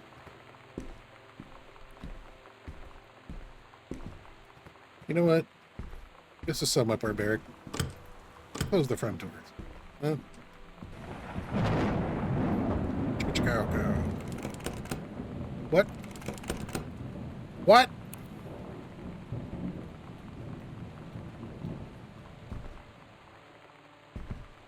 Wait a minute. So how does one get to the bit? Gotta check the map, methinks. Oh, to basement. That's over there. My bad. That's the only locked door I remember. But obviously we found another one.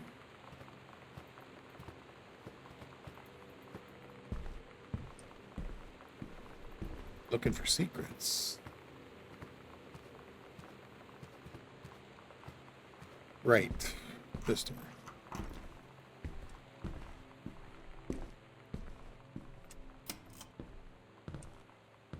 Okay.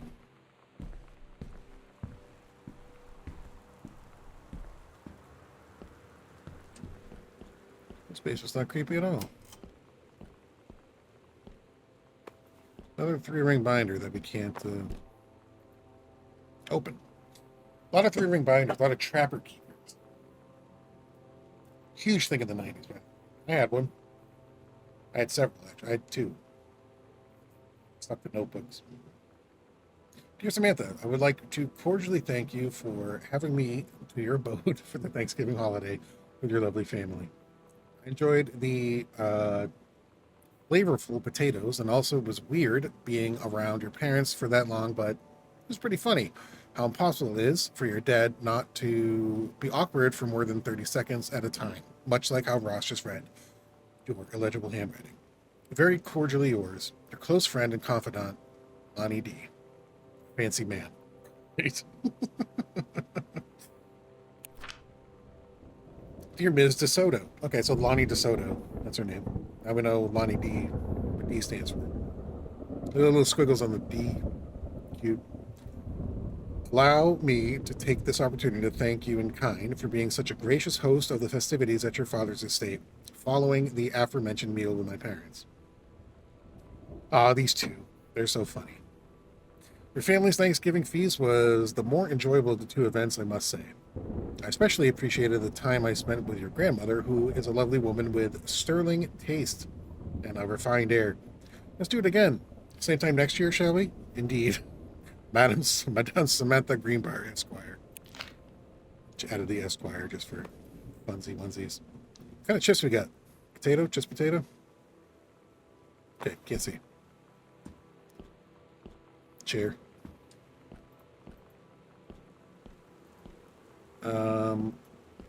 Is there a light over here, please? I would love a light. There's the furnace. Aha!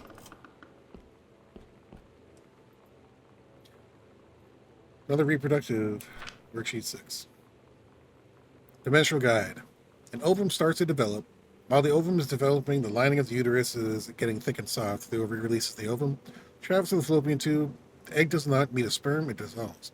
About 2 weeks later, since the lining of the uterus is not needed for pregnancy, it comes out through the vagina. Another ovum starts to develop in one of the ovaries, and the process begins again. It's incredible how the female body knows how to prepare for pregnancy.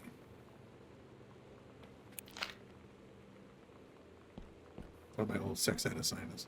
So we're getting this is the same worksheet that Sam got earlier. So you can see that our character, Caitlin, much more of a straightforward, good student. Typical, like, eldest sibling sort of behavior. Caitlin. K is for kind, A is for amazing, I is for intelligent, T, talented, L, lighthearted, I, important, and nice. Whatever. Let's pat ourselves on the back, why don't we? Anything over here? Whoop.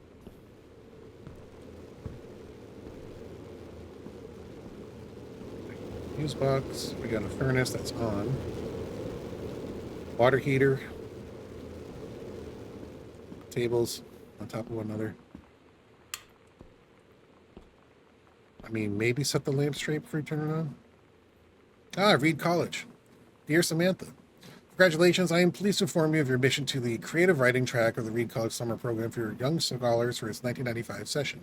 I believe you have much to contribute to the Reed College community based on your portfolio and academic graduate. I'm also pleased to offer you a financial aid to cover 75% of the summer program's tuition and fees. Nice.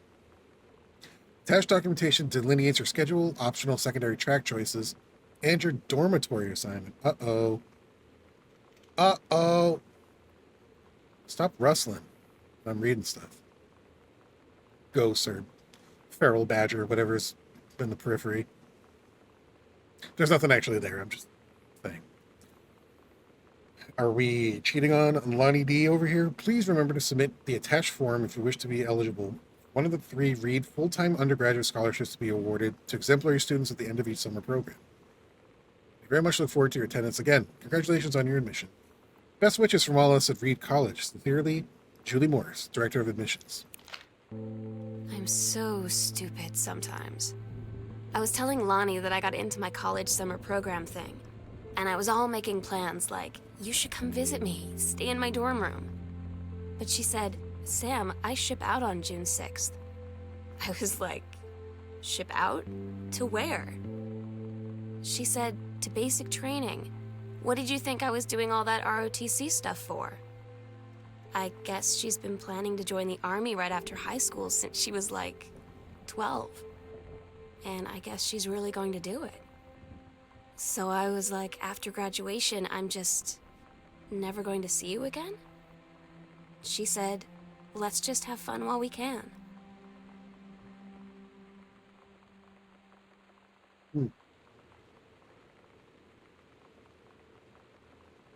Interesting.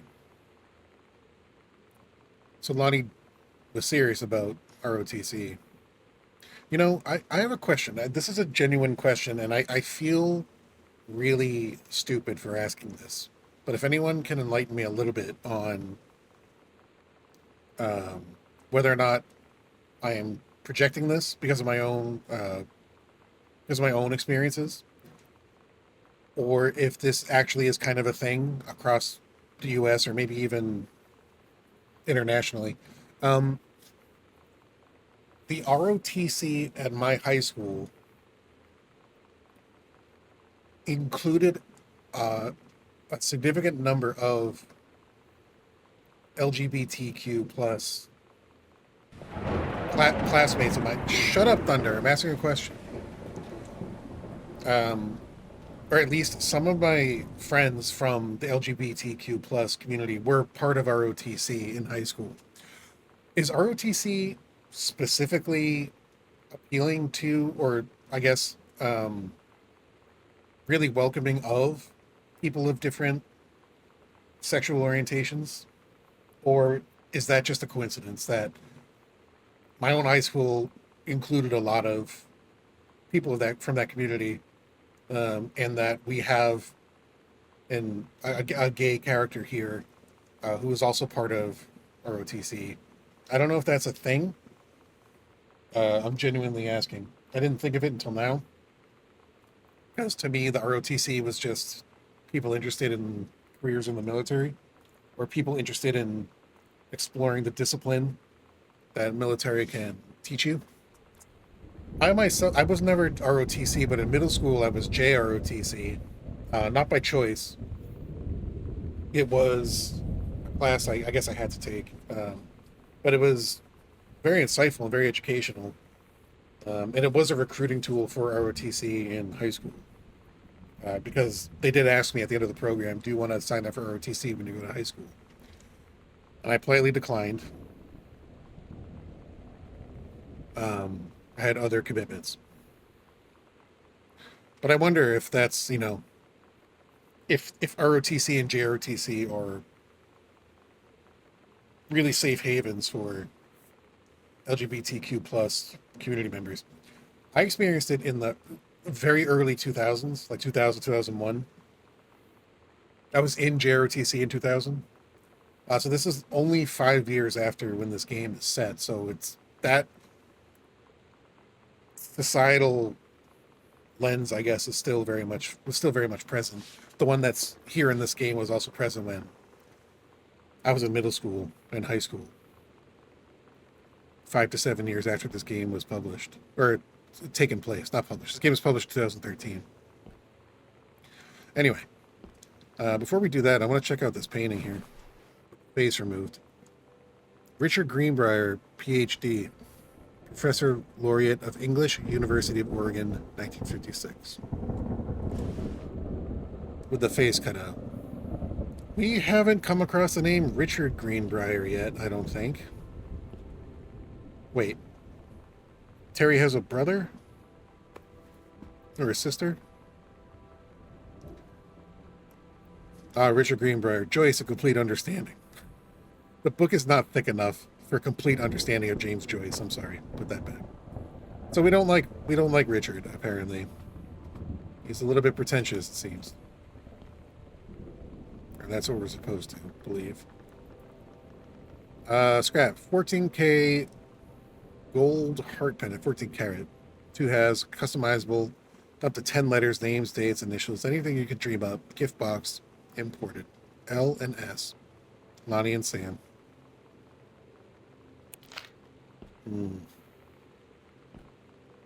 Did I miss anything back here now that the lamp is on? I guess not. Mouse sensitivity is still pretty high. I apologize for the dizziness I'm sure I'm causing. Accidental savior again. What did that say? That's a letter from Granddad.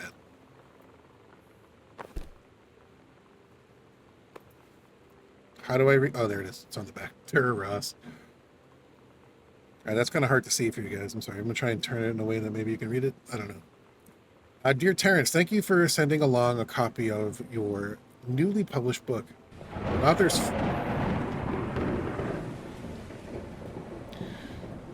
Wow. It's like only when I'm reading something to you guys. It's crazy. An author's first published manuscript is a momentous occasion. I read it this afternoon. I certainly recognize my son in the subject matter. An author's work is the externalization of that which he holds dear and that which he fears. And in this respect, I believe your work was successful. But the lens through which the personal shone was needlessly clouded by genre cliches and implausible dime store. So I thought that was one word. I was like, Demiatori? What the hell is that? Is that a cousin of mine? Dime store science fictional Deus Ex Machina. Great authors speak of their life's milieu in clear and honest tones, the lens crystal that refracts their thoughts without distortion. I congratulate you on surviving the great ordeal that is publication. And rest assured that readers of your chosen genre will lap up copies hungrily, but I urge you to shed artifice. You could do better. With a father's love and encouragement, Richard Greenberg. So that's granddad. That's why his face is cut out. And we saw the post-it note saying, "You can do better." All boldened. Wow, so our dad has his own issues. Mom's citizenship stuff. Okay.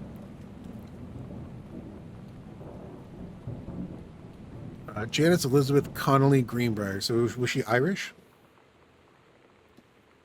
Okay, now this cursive is a little too put together for me to read on a screen, computer screen. So I'm just going to put this back, but that's a lovely picture of her. I like the stamp too.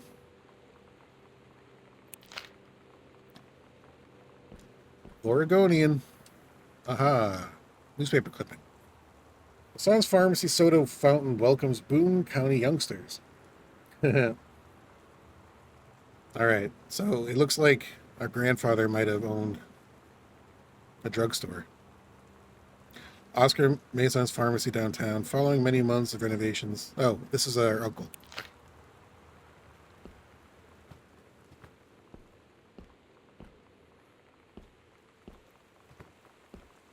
So he owned a drugstore? A pharmacy? Pharmacies was where soda got their start, really. They were tonics designed for health reasons. The word Pepsi comes from the term dyspepsia. Pepsi was originally designed to be a flavorful drink that helped settle your stomach when you felt queasy or nauseated.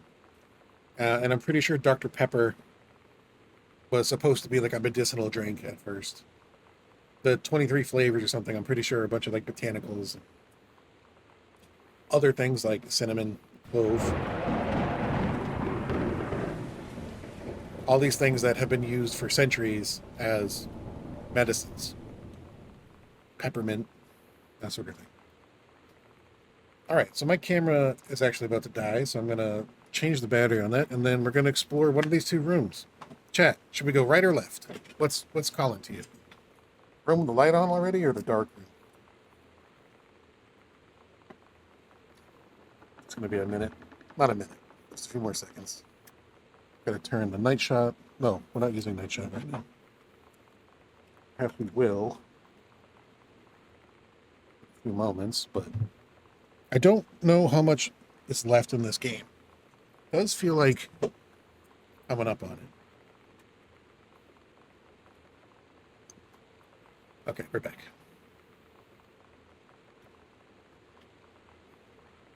I'm going to go left.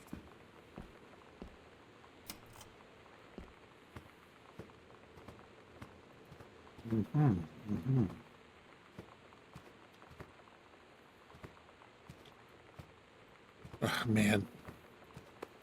I've always thought that hoarding newspapers was weird. It's not a normal behavior. I have been here.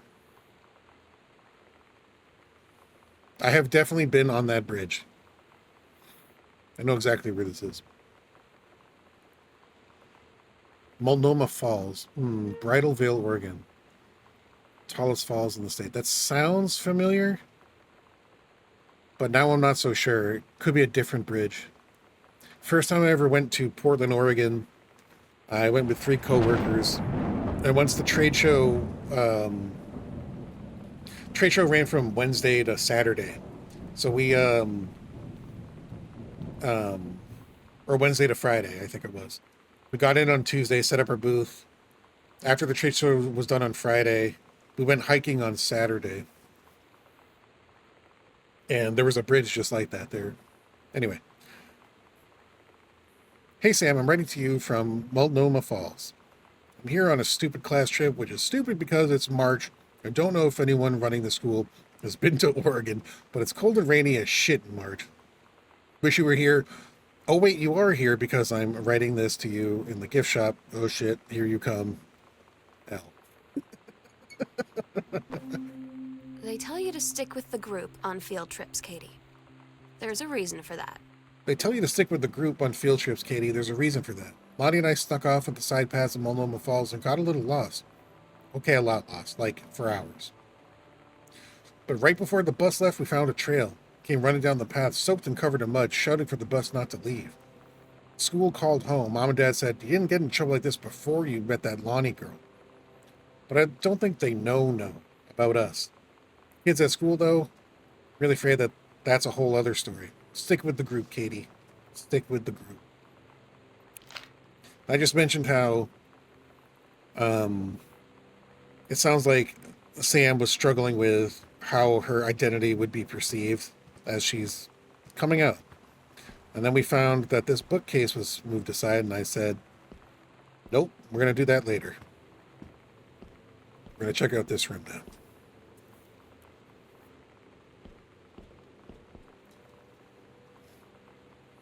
Okay.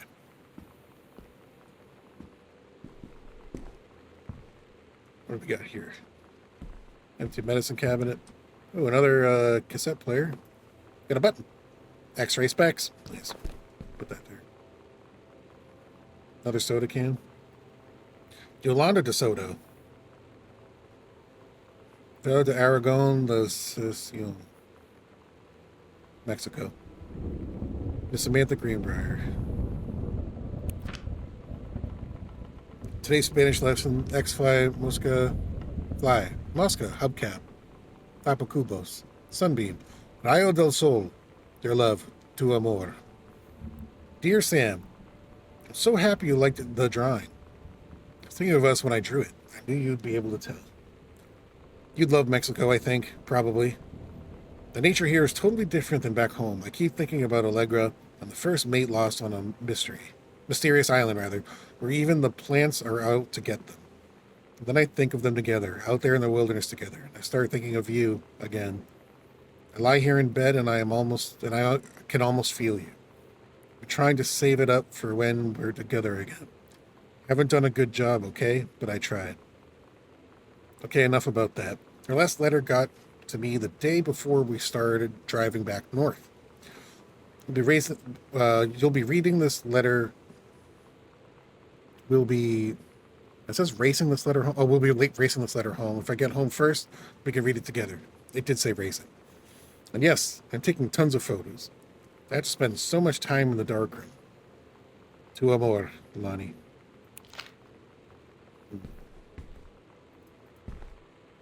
Nothing in the waste bin. Be another cassette. Hey, what's this? Set them with fine jewelry. Uh-oh, 2 half-heart pendant. Got it. $79.98. Signature, Bernadette Gabinski. I don't want to flick any bells yet.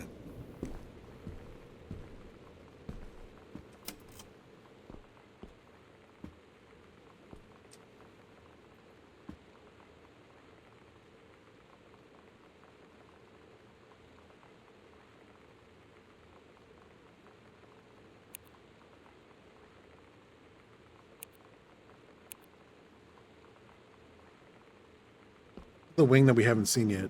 Dining room, greenhouse, kitchen, pantry, laundry room, washroom, pantry. That looks scary too. Crack the safe. I don't know the combination yet.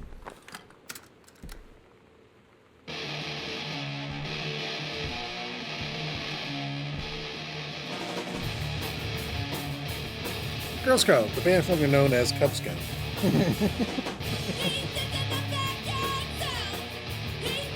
Here's a set list.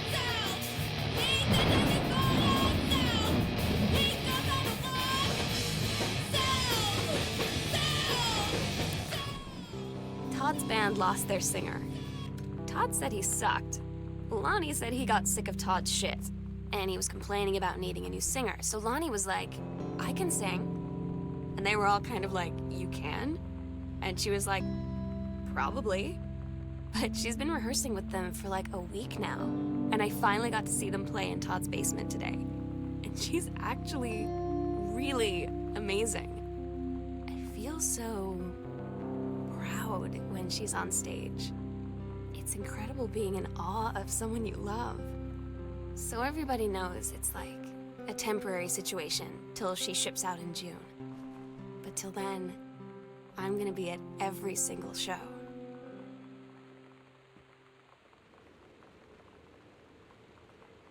Huh. Oh yeah, so Lonnie got involved in the Riot Girl scene. That's cool.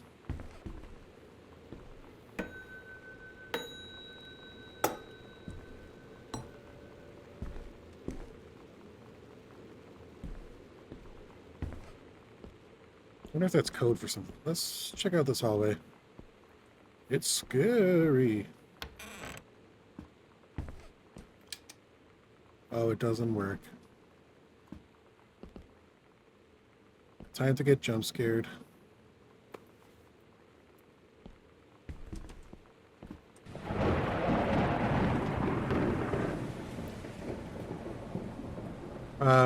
Order this month 2 cases of bandages, 2 cases of brandy, 1 barrel of whiskey. What the hell is this? There we go. Better lighting. 2 cases of brandy, 2 cases of rum, 1 barrel of whiskey. Governor remains very pleased with enforcement in Boone County. Believe this arrangement shall hold for some time. WR. Oh, so we got bootleggers?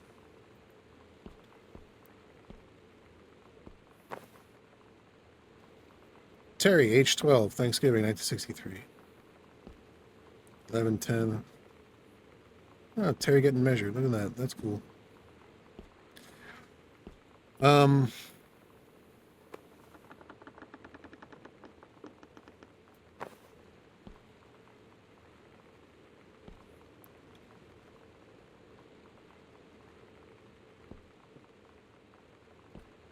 Crack the safe.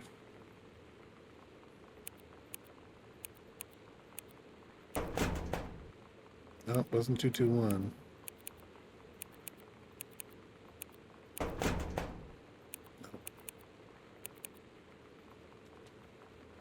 Wait, is it the same? Oh, is it 451? 0541? It is not the same. Okay. Don't know the combination to the safe.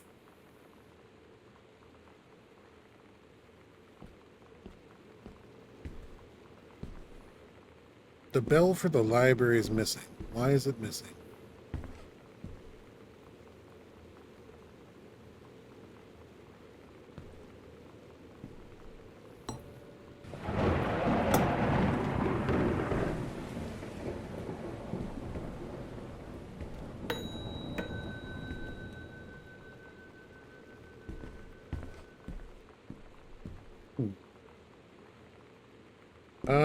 What is this room? What is this room?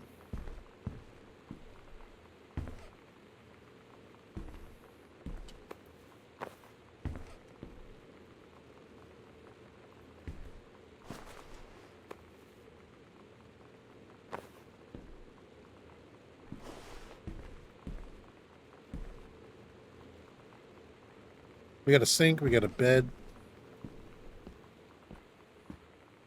I'm just going to double check to make sure there isn't anything else in this room. It's like wood, firewood. I'm waiting until morning. Get some cobwebs.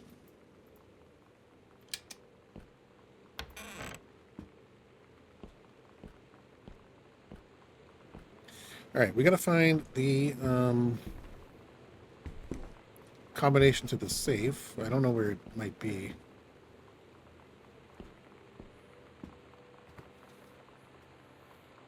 Wait, I'm thinking, what if we...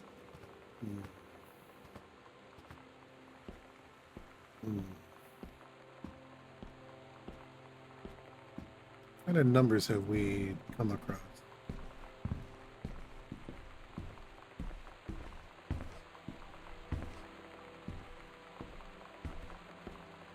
In the past. Well, this is new stuff. Bratmobile. Nice. Riot Girl. Stuff. Costumes. Skeletons and devils. Cheerleaders from the Smells Like Teen Spirit video. One girl dressed as Jackie Kennedy. Jackie O. Also a really important figure, just in general. But also for the Riot Girl feminist sort of shade of the Riot Girl color. The Psycho House Girl. Cool stuff about being the Psycho House Girl. Cool thing number one. Everybody in the hall thinking you don't know. They're looking at you and whispering as you walk past because I guess they haven't heard of Peripheral. That's a lie to mom and dad situation, but it was so worth it. Girls on stage were just so loud and real and awesome. Everybody was moving together like one huge tide of sound. Little excerpts of her journals. Drafts, maybe. Sonic Youth. The Ants Bikini Kill. I mentioned them earlier. Roseland. More chips. Judy's Original. Select potatoes, yeah, I'm sure.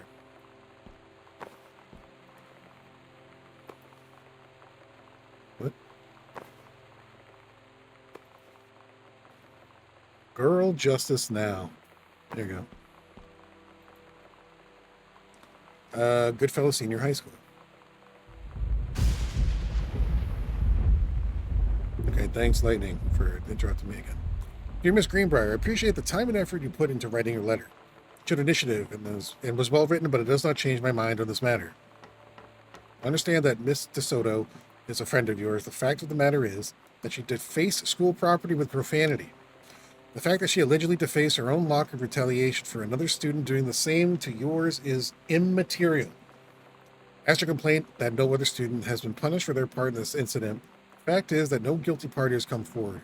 There has been no convincing evidence as to who might have defaced her locker. In other words, there's no one to punish. Suggest letting this issue drop, as it will only bring more unwanted attention on yourself, which I believe is what you claim began this whole incident in the first place. Sincerely, Principal Sheldon Grossman. I don't get Lonnie sometimes. Like, her band, and our zine, and her hair, and everything are all anti-authority. But I watch her in JROTC, and she's doing drills in perfect formation, following orders, no question. And there's all this stuff in the news about don't ask, don't tell. Like, she's going to join the army and then have to lie about who she is. She said they don't need to know what they don't need to know. Like it was no big deal. This from the girl who trashed her locker to, like, defend my honor. I've learned when to stop arguing, though. I don't think Lonnie even gets Lonnie sometimes.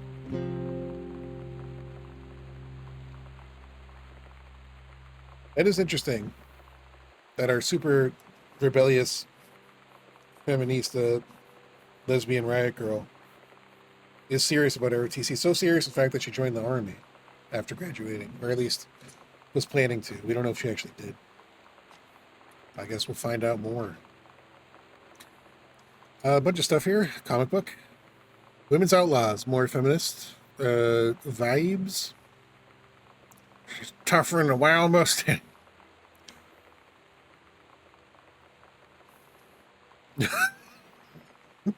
No female gonna tell me, yeah.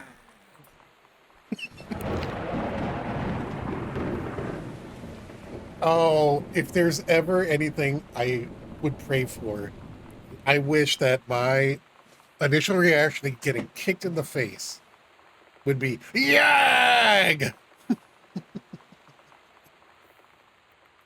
That'd be hilarious. More highlighters. Family loves highlighters. Captain A. Revolution Girl. Rev Evolution, I get it.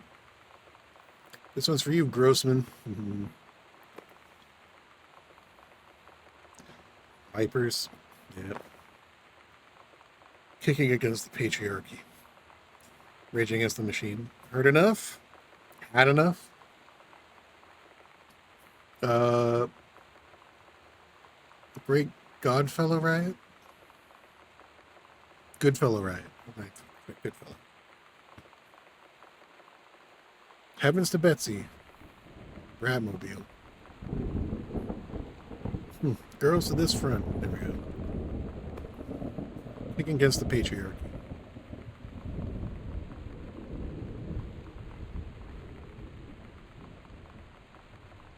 Our music. Like cool zines, or maybe even a mixtape. That is your misses from the Girl Underground Riot. I never called magazines zines for sure, ever in my life. I wonder if that's Riot Girl thing. So many empty pizza boxes. No pizza for me. Yummy, yummy pizza for me.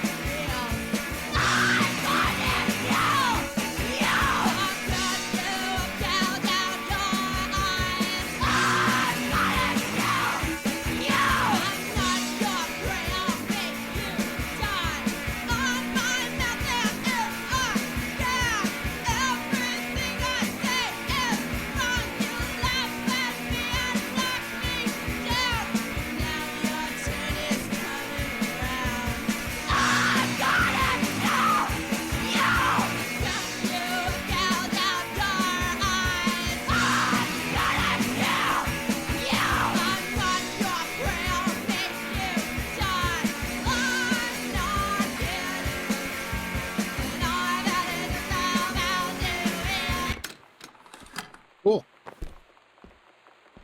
Yeah, once again, I don't know if that's going to make it into a YouTube edit, but once again, loud, open guitar chords, open hi-hats, raunchy sound, vocals at the edge of range, and even screaming we heard. Vocal screaming. Really capturing Riot Girl, like, rage against the patriarchy, kick against the patriarchy, feminist movement, feminist sort of, I guess, theme of, stop, I'm talking. That Riot Girl was all about. Secret couch? Where the hell is this? Oh, we're at the conservatory now. Ah! Alright. So we got around the locked door from upstairs. Let's go see what's up here. Plodding up the stairs, plodding up the stairs.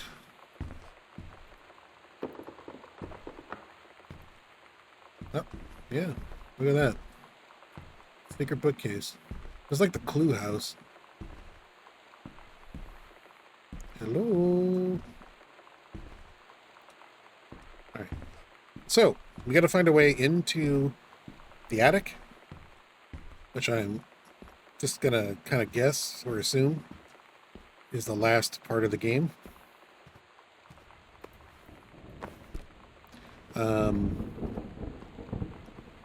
And also find the combination for the safe. Oh. Ah, it's a Spanish textbook. Nice.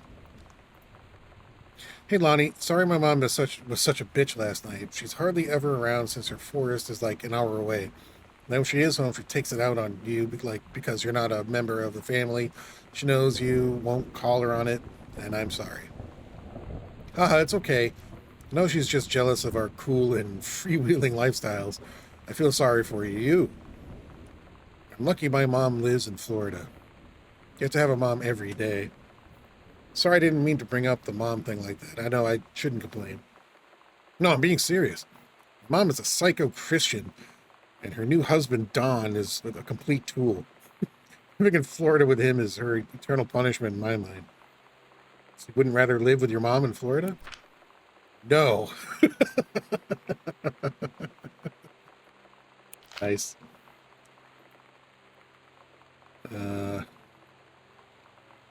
Thursday, Inside Edition. Documentary investigative team visits camp whose specialists help adolescents overcome deviant behavior and homosexuality. Katie, you know how Mom and Dad are. Not exactly super open-minded about things. It feels like every minute I don't spend with Lonnie, I spend worrying about them finding out about us. And what would happen if they did? You know Dad's joke about the nunnery that he'd tell whenever he brought boys around the old house? I wonder where he'd want to send me. Well, bunnery. I don't know what I mean by that. That's not a thing. Let's check out the zine. Froth. Tincture. Oh, Poughkeepsie's Teenagers of the Year. Guided by Voices, Medicine. This is all kind of like Riot Girl grunge adjacent. Like, some of these things are, it's kind of funny how the scenes kind of bled together. And like, in my adult life, I kind of gravitated towards a grunge scene musically. Like I mentioned Soundgarden being one of my favorite bands earlier. Just how closely associated, I guess, West Coast music scenes were at the time. Kind of. Because I guess a little bit before you had the Los Angeles thrash metal scene. Not really the same vibe as Riot Girl or grunge. Offer of promotion. Oh, the forestry service. Oh, good old Bruce. G'day, Bruce. Dear Head Conservationist Greenbrier, due to exemplary management of the Flintlock prescribed burn operation last year and the service's need for thunder to keep interrupting the person playing this game, service's need for experienced personnel to direct regional operations, we would like to offer you the position of Regional Conservation Management Director, responsible for operations throughout northwestern Oregon. Cool. Your assistance would be sought to fill your previous position on site at the Flintlock National Forest. The new posting would be at the Regional Management Building located at 128 Bullhorn Road. Should be much more convenient for your daily commute. Please respond as soon as possible regarding your decision. We very much look forward to your reply. Stop opening and closing doors behind me. Stop it. Stop it. Okay. Now that we settled that. Oh, found a step. No, yep. Bring it to the light. Bring it to the light, Kink 102 FM presents Earth, Wind, and Fire. Ooh, nice. Now, Earth, Wind, and Fire, very much a Riot Girl band.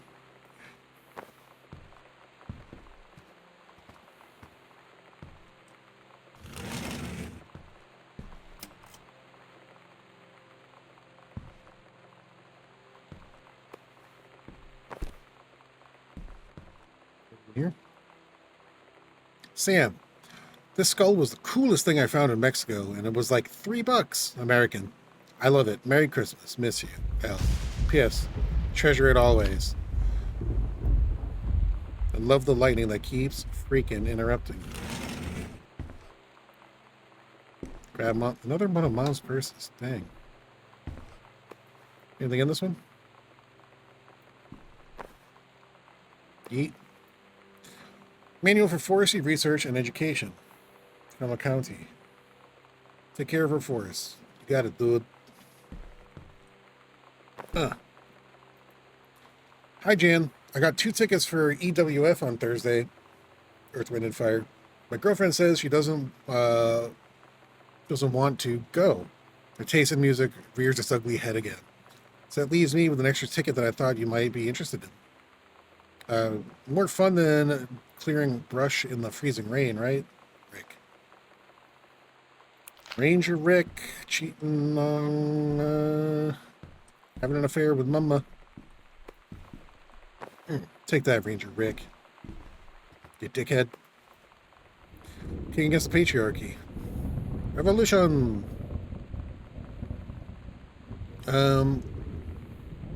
Preach against Grossman and the patriarchy. Stand up. Fight back. Is another magic item? No. I just knocked over a glass. Oops. Sam, since you refused to hear us out this afternoon, your mother and I are putting this in writing so that we are absolutely clear. What the hell is that noise? You're grounded for the rest of the month from social and telephone privileges and from using your car for anything except going to and from school. You understand that you are what you're going through, which can't allow you to continue with this kind of behavior at school. Clearly, once your privileges are reinstated, we can't allow you to have your bedroom door closed while Lonnie is in the house. Okay. The last word on the matter, get back on course so that this won't have to happen again. Disciplinary referral. Disturbing inappropriate materials on school grounds. Phone call to students' parents. Yeah. I had an interesting talk with Mom and Dad tonight. One you were never gonna need to have. I mean, you've known, right? I've known. I've known since, like, She-Ra. Mom and Dad didn't, I guess. But they saw the zine and the stuff on the locker, and they were like, is there something we should know about you and Lonnie? And so here's the thing. I was prepared for them to be mad, or disappointed, or start crying, or something. But they were just in denial. You're too young to know what you want. You and Lonnie are just good friends.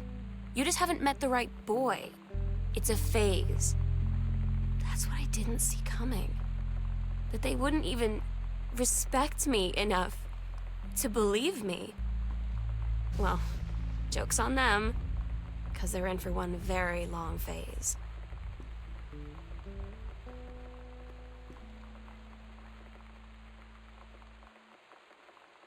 Very long phase out to back.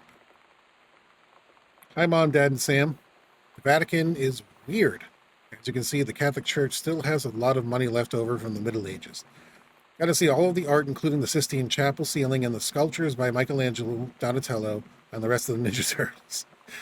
Mom will have to come back together. I would love to be here with someone who really appreciates the history behind everything.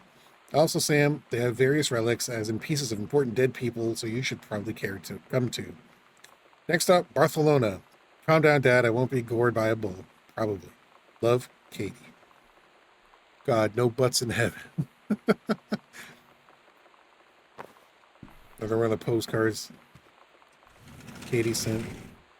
And we got a closet. Dining room. All right, it's over here. There's a manuscript in the corner I had forgotten about. First off, congratulations, Janice Greenbrier, Regional Director. And I say congratulations because, come on, you're going to take the job, right? What are you waiting for? An engraved invitation? Call them back. But in the meantime, let's discuss this little outing you had with our favorite flannel-clad hunk. What a blast. But you sound like you're reading a lot into an innocent night out. Sure there's something there? Said he has an out-of-town girlfriend. You sure they're not serious? Okay, so we have to figure out when we'll see each other next in person. Enough with the letters. I owe you a congratulatory margarita, boss lady. Soon. Love, Carol. Carol, you sound like a fun time, but you're enabling something I don't like. Grab button. The gets. I like all these nods to the riot girl culture we got going on here. The Accidental Warrior. Don't give up on this, honey. By Terrence L. Greenberg. Accidental Savior. No, he called it the Accidental Savior. It was originally the Accidental Warrior. Interesting. Somebody's got a JFK fetish. And it's Papa! Daddy. Is JFK your spirit guide animal? Okay. When we read the credits, I'm going to curse out the sound designer for this game. Alright, what do we got here? Sam's schedule. Working at Crown Burger on Bethel Road. Monday, Wednesday, Thursday, Friday, 3 to 7. Saturday, 12 to 6. Pretty enviable work schedule. Mr. and Mrs. Jonathan Blair request the honor of your presence at the marriage of their daughter, Helen Margaret, to Mr. Richard Morris Pattermock?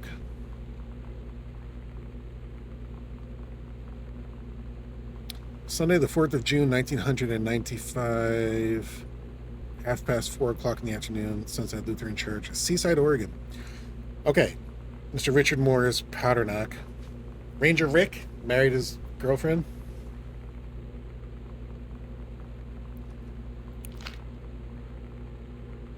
Helen Margaret Blair, I guess. Abore Pizza. What's in the fridge? Grab ice cream. Yes. Sayer's Finest Cookie Caramel. 1 quart. They actually put a list of ingredients here.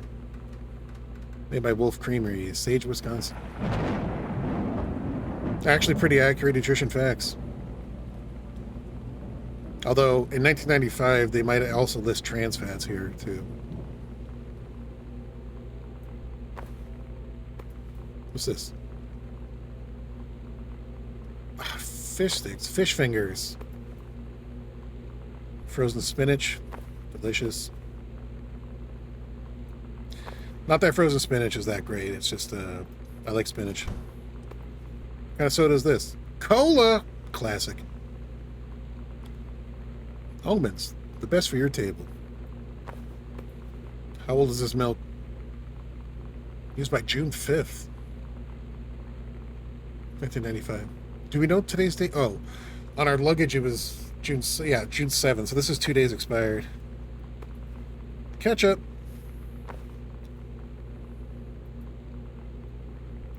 Banana. I don't put bananas in the fridge.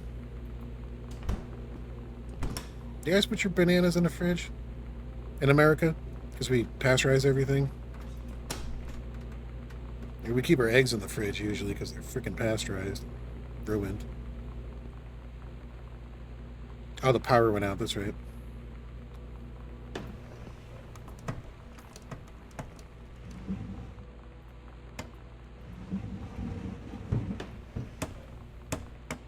All right. Peanut butter. Another empty pizza box.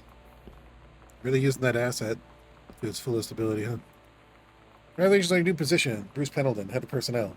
Dear Regional Conservation Director Greenbrier, having received your formal acceptance letter, I write to congratulate you on your new position as Regional Conservation Director of the State Forestry Service.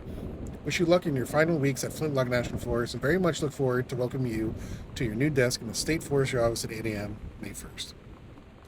Signed, Bruce. You know, it's also funny that, not funny, but interesting that we're picking up journal entries from Sam's journal as we're finding different things. Like, we've already read her journal, and we're connecting the dots after the fact, because we're not actually finding pages of her journal. And also, there's another thing about that I found interesting, is that, Sam is writing in her journal to us, because she's saying, like, wait, she's saying Sam or she's saying Katie?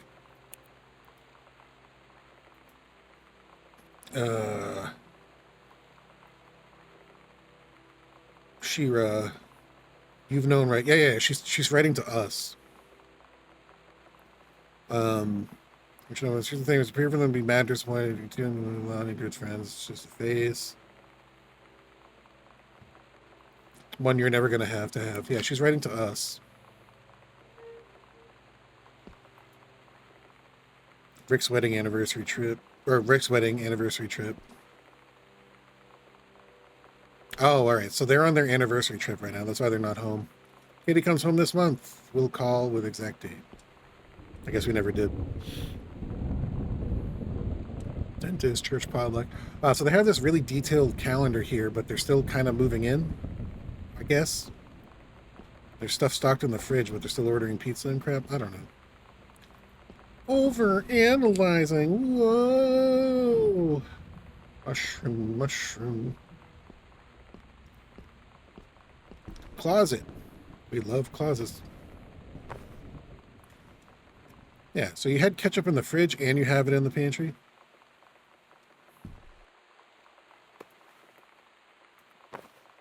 Bran fiber. Honey snaps. Fuel for winners. That guy's a winner, clearly. He's on a skateboard. He's won something. Cake mix. Tuna dinner in a box? What the hell is this? What is this? 1 can of tuna. Okay, so it's just the pasta. Hippos.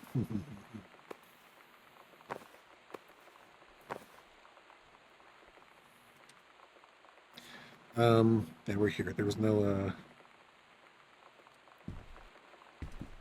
no secret door here, I don't think. All right, so I'm gonna go through this door. Dark. Whoops. Look at this. Oh, stop.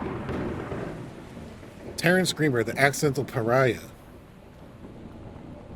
Not sure where future save the president wants. But, oh, so it's a series of books. Accidental Warrior, Savior, Pariah. I thought it was a working title, Accidental Warrior. I guess it was just one of the entries in the series. I don't know. March 20, 1995, An Unknown Dimension. Dear Mr. Greenbrier. Dr. Mr. First, let me say that I hope this missive finds you well.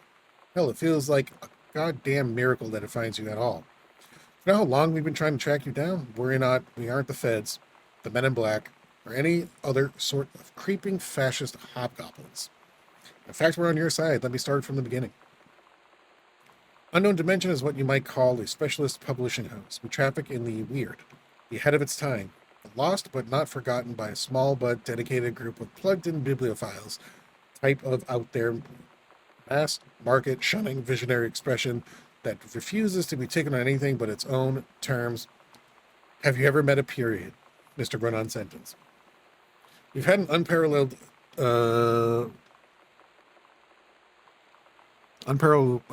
run, okay, that's written in there, since our inception 4 years ago, unearthing and reviving Christ for zombie-like timeless works such as N.N. Bestman's Message of the Snake Man, It's Inside Me by Jens Keller, and Emil Krieger's oft-banned Venusian Flesh Traders. Venusian Flesh Traders. I guess you would call somebody from Venus a Venusian. Just never in my brain have I ever conceptualized that word. Martian, easy. Venusian, no.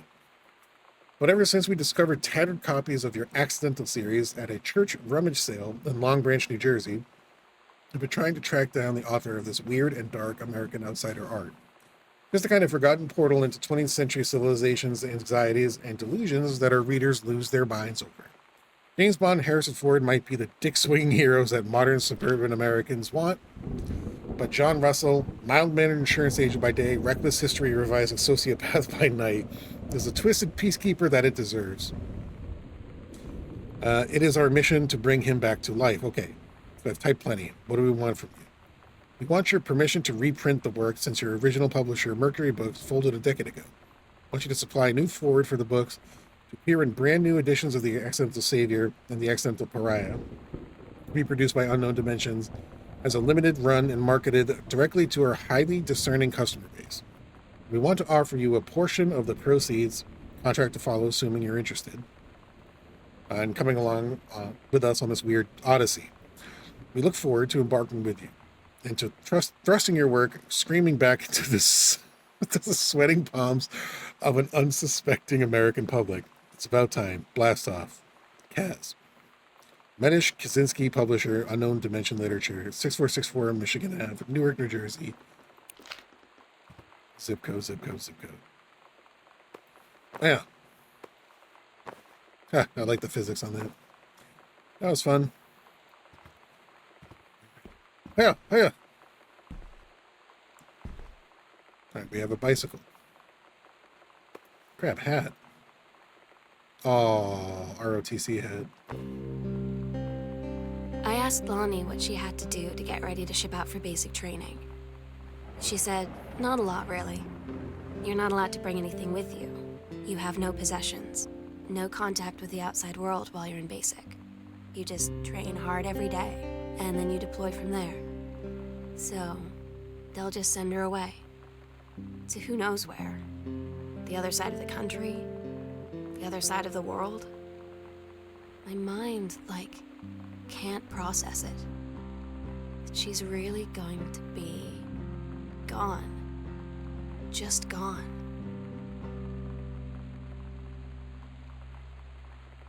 Yep. Sam, your mother and I will be away for a long weekend celebrating our anniversary June 3 through 7th. We will be camping in the gorge, but we will give you a call on the way home.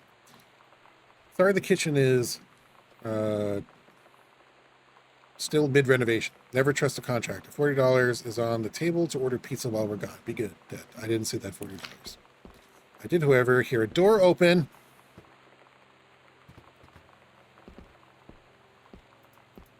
Creepy sound effects. More firewood. No fireplace, though. Lonnie, my parents are leaving town, so we'll have the run of the whole house till you leave. Imagine actually spending the night in my room instead of sneaking up to our usual spot in the attic. Not that the attic doesn't have its musty allure, but my bedroom is warmer. Sam, we should defile your parents' bed while they're gone. That'll show them. Lonnie, you are gross, never change. Oh, so they're probably in the attic right now. Crown Burger, Sam, ask me about clown combos. All right, will do. I mean, assuming that they're still together after all this time. And that they're both alive. I know that's assuming a lot. Okay, where's this $40?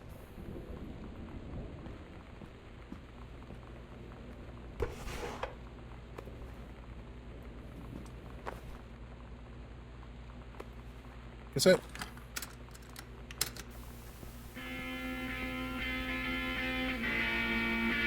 Daniel finally came over to get his game. I'd been dreading it. But he brought this story with him that I wrote when we were little. I started reading it, and then there I was, crying at the kitchen table. He asked what was wrong, and I was thinking about how we used to be friends, how much I'd taken for granted.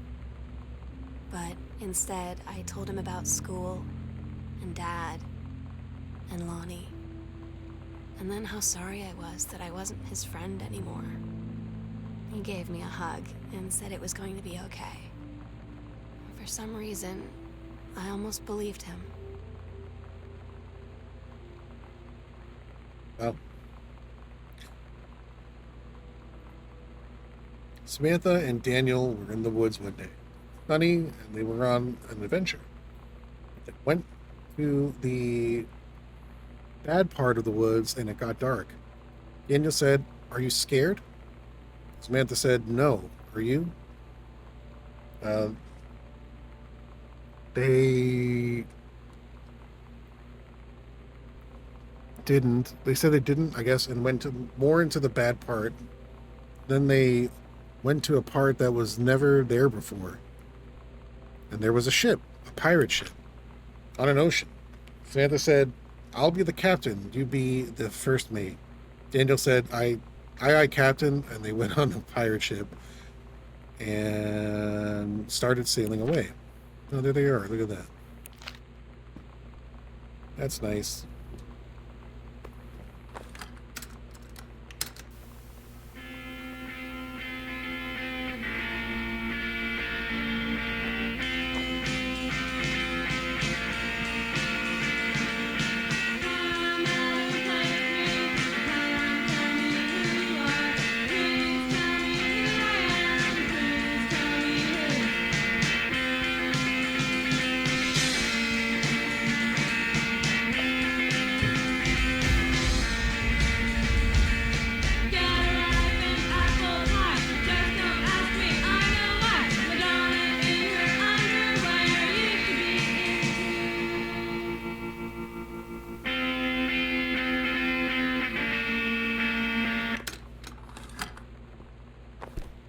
Or to get the music in there just a little bit. Unknown Dimension Literature. Aaron Greenbrier. Oh, so we got his book published. Oops. Grab it. There it is. Accidental Savior.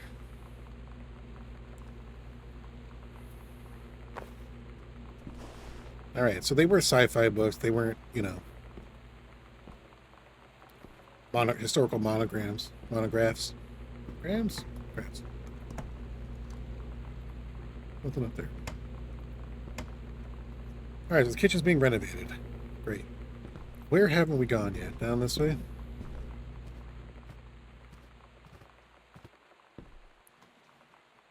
Oh, yeah, no, we have. So this is from Barcelona. This wasn't here before, was it? Hi, Mom, Dad, and Sam. Had a wonderful time on the beaches of Barcelona. Dad and Sam, I think you would like Gaudi architecture. It's from a strange alien world. I'm headed to my final destination, Amsterdam. For how long? That depends. Running low on money. Look for a cheap standby ticket. I'll call you when I'm headed home. Sorry for the short notice. Can't wait to see you all again. Be good to be home. Love, Katie. Sure thing, bub. You read this already, right? Lonnie had her going away show with her band tonight. She's so incredible on stage. When she was singing, I could practically forget everything. That we only had 48 hours left. That I don't know what comes next. That I can't live without her. Then she dedicated the last song to me. I couldn't take it. I was out on the curb in the alley, sobbing till my ribs hurt. I would follow her anywhere, Katie. But I can't. Where she's going. After a long time, she found me. She said she was sorry. She said, I wish things could be different. I just wanted to make you happy. I said, I don't think you can anymore.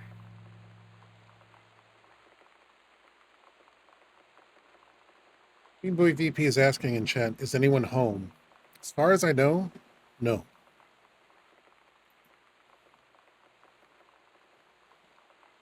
But this panel is open. I was saying before how I wouldn't be surprised to find someone in the attic. But I really can't say. I really don't know. Home cooking. Great. There's probably some weird achievement with turning the faucets on and stuff. Then house party.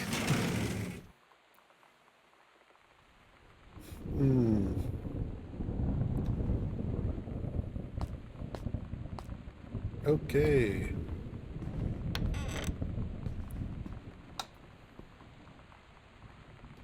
Detergent.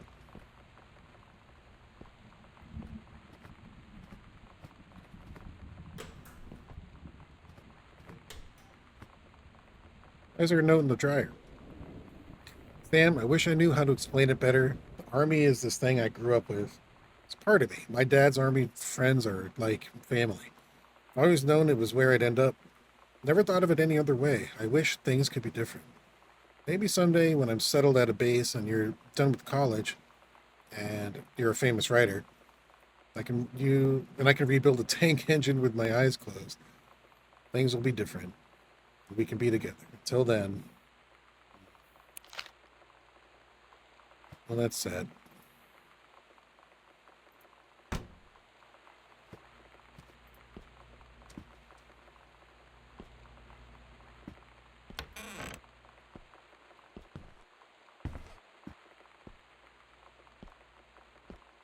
Bits and pieces of stuff lying all around this house. I mean, I know it's a video game. You got to suspend your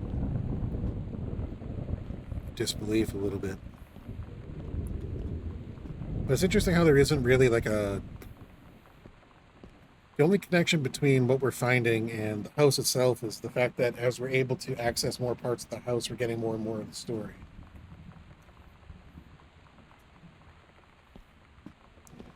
Which is fine. It's fine. Accidental Pariah. What's this? Manuscript. The Accidental Human. That's interesting. Strong Pines, couples counseling retreat. Oh, God. Booked. Oh, so it's not an anniversary trip. It's a couples counseling retreat. Ew. Well, Rick got married this week, so maybe that affected. I don't know. From the pen of Terrence L. Greenbrier. Dear Kaz, can't tell you what a joy it is to see John Russell back in print. Thank you very much for seeing all this, sending along copies of the new editions. Cover art is really something. I know you've said that Unknown Dimension isn't in the business of printing new material, but this revived interest in my work has brought on a wave of inspiration, resulting in a manuscript that completes John Russell's journey, which I think you may find intriguing. It's reflective and introspective without forgetting the excitement and weirdness that Unknown Dimension readers expect. I hope this might be an exciting new direction for Unknown Dimension to pursue. At the very least, I am grateful that John Russell's adventures didn't come to an end quite when I thought they had. Thanks and regards, Terrence L. Greenbrier. And then we find his body. Just kidding. Cover copy. It's almost 20 years since John Russell heard the call. Twice he saved the president's life. Practically forgotten the days of the future of danger and excitement. Days where he mattered. So when that familiar rip in time opens the front of him and his handlers peer out, he doesn't hesitate. Is the president in danger? No. The life you saved this time will be your own. Dun dun dun. I did this writing in a greenhouse. That's actually pretty cool. Must be human as heck, but cool. Where we'll do it. Midnight, June 5th. Final preparations are complete. Secret door by the foyer. This is where we'll do it. We agreed our last night together would be our happiest ever, and we'd forget tomorrow was going to come at all. It worked for a while. We had a good time seeing Oscar off, then ran up to the attic to look through our photos, to find one for Lonnie to take with her. And looking at them, I realized they were all in the past, and there wouldn't be any more. And I didn't know what I was going to do. And I cried, and she held me. She said she knew it was hard, but life would move on. I said I didn't want my life to keep moving without her. That's when she cried too. I was so exhausted. I must have fallen asleep like that, in her arms. In the morning, I woke up, and I was finally alone.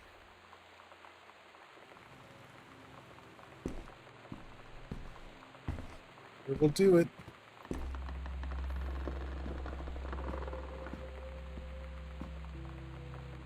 Oh my goodness.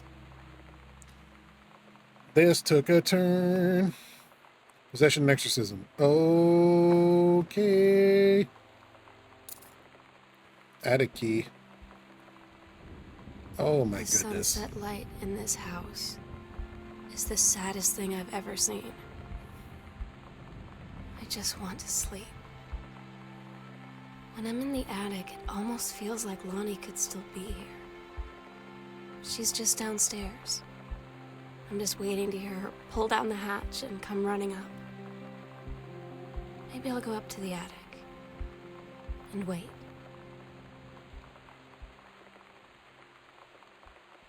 Awesome. In the attic, add it to backpack. Great. Okay, Oscar.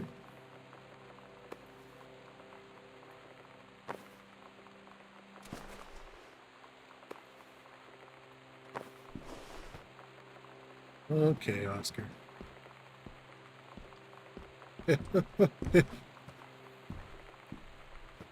Demons. I never found the combination to the safe.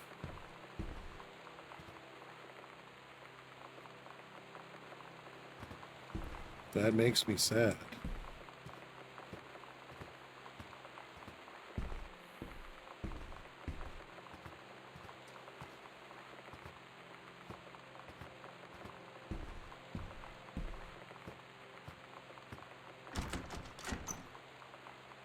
Here I come.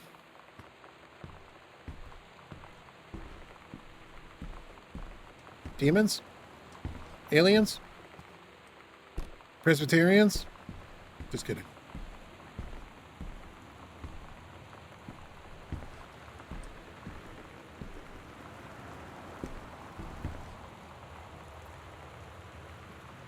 Sam, I'll always remember what we had. Stay strong. I love you, Lonnie. Kick ass. Oh my god. Katie. I fell asleep in the attic, in Lonnie and my old spot, and I missed the first 2 calls. I just barely caught the 3rd one before the machine got it. And it was Lonnie, on a payphone. She'd been on the bus to Basic, and she said she couldn't think of anything but me and us, and that she couldn't go through with it, with the Army and being a part and all of it. And so she got off the bus in Salem. She said, Sam, I want you to pack up everything you can and get in your car and come find me. And let's just drive until we find somewhere for us. And she asked me if I could do that. And I said yes. Yes.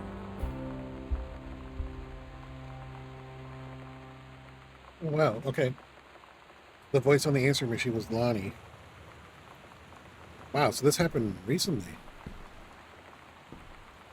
I see you.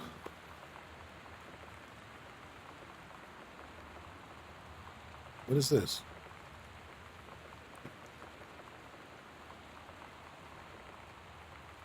Heading went to Portland. Oh, this is the dark room. Right, of course.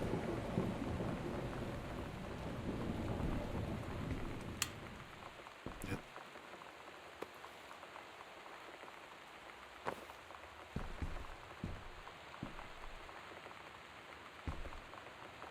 Oh yeah, there's the heart. Oh, look at that.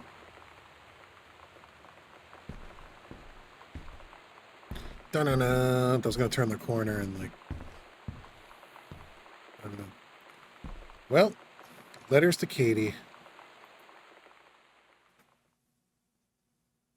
And here's the journal. Katie, I'm so sorry that I can't be there to see you in person, that I can't tell you all this myself. But I hope as you read this journal and you think back, that you'll understand why I had to do what I did. And that you won't be sad, and you won't hate me, and you'll just know that I am where I need to be. I love you so much, Katie. I'll see you again, someday. Love, Sam. Really good game. I really want to know what's in that safe, though. Someone do JFK's assassination? You're right, it does. 4 numbers. 4 combinations. He was killed in 1963. And it was also written on the wall where Terry was getting measured. Right? Right?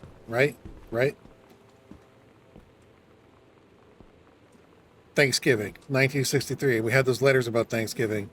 1, 9, 6. Oops, 3. Oh!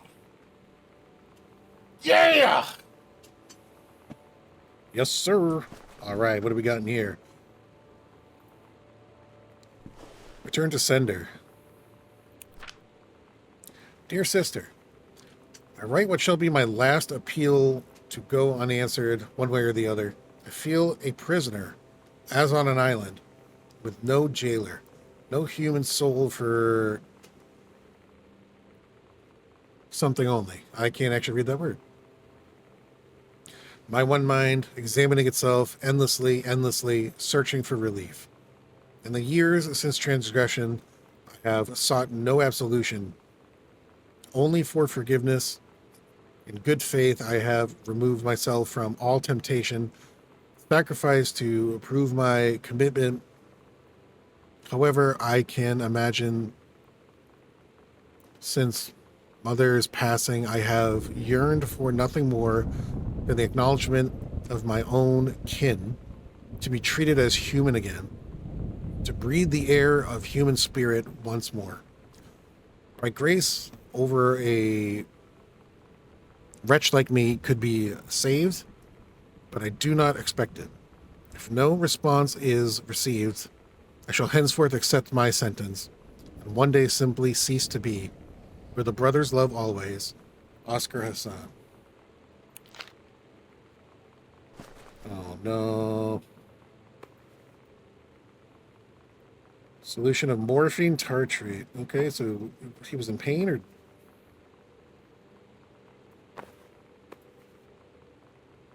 oil of clove. Hydrogen peroxide. So this guy was injecting himself. Yep. Bilaron? Iron biosalts. I've never even heard of that. Wow. Well, I'm glad we found that. I guess. That's really sad. But we did it. And as far as I know, that's most of what this game has to offer. Now, I don't know if we've unlocked all the achievements, but I want to thank you for coming with me on this very interesting journey. This adventure of character discovery. You know, our sister's thoughts and feelings. Oops. I don't think I found this before. Hey, are you the new girl, Sam? I'm Tommy. I'm in the back behind. If you wave, you get this, and right back. Hi, Tommy. Yes, I'm Samantha. Yes, I'm new. What's up? Just thought that since you're new, maybe you could use a friend. I don't have a lot of friends either, and so I thought I'd ask something if you don't mind. Do you mind? Why? No, I don't mind. What did you want to ask? Was it just your uncle who went psycho, or does it run in the family? You're an asshole, Tommy. You're an asshole. I mean, Tommy aside, this was a very interesting game. So where it all started for us. Very interesting game. I mean, it very much, you know, the Riot Girl theme of it all was very much kind of like a very uniting backdrop for a coming of age story told through journal entries, and a very, very well written, well thought out, and well presented narrative. Story of a girl who is finding the camaraderie of a rebellious sort of movement or group of people, and knowing something about themselves the whole time, knowing that it is societally not appropriate or really the norm, I guess, of the era, but still fully embracing it and not being afraid whatsoever. You know, the minute Sam is presented with a chance to run off with Lonnie, she jumps at it. That's just absolutely beautiful. Sam is somebody who is very unapologetic about who they are, secretive about it because they felt like they had to, maybe out of a sense of protecting their parents. But she was so rebellious and so anti her teachers. You kind of get the sense that she didn't really care that much about her parents' sensitivity. You know, we did find all those books that her parents were reading about how to connect with a teenager and how they were incredibly intolerant of that lifestyle. You know, I put lifestyle in quotations because I don't think you could reasonably expect to control who people fall in love with. I know that's a very 2026 mentality This is taking place in 1995. Stop it! I'm having an important moment. Dang it, Zeus. Well, anyway, that was Gone Home, a very delightful story. Thank you all for coming with me on this journey. Like I said before, thanks for watching this video. Click that subscribe button if you'd like to see future games played much like this one, because I enjoy doing this, and I hope that you do as well. I'll see you in the next episode. In the meantime, take care of yourselves. Bye-bye.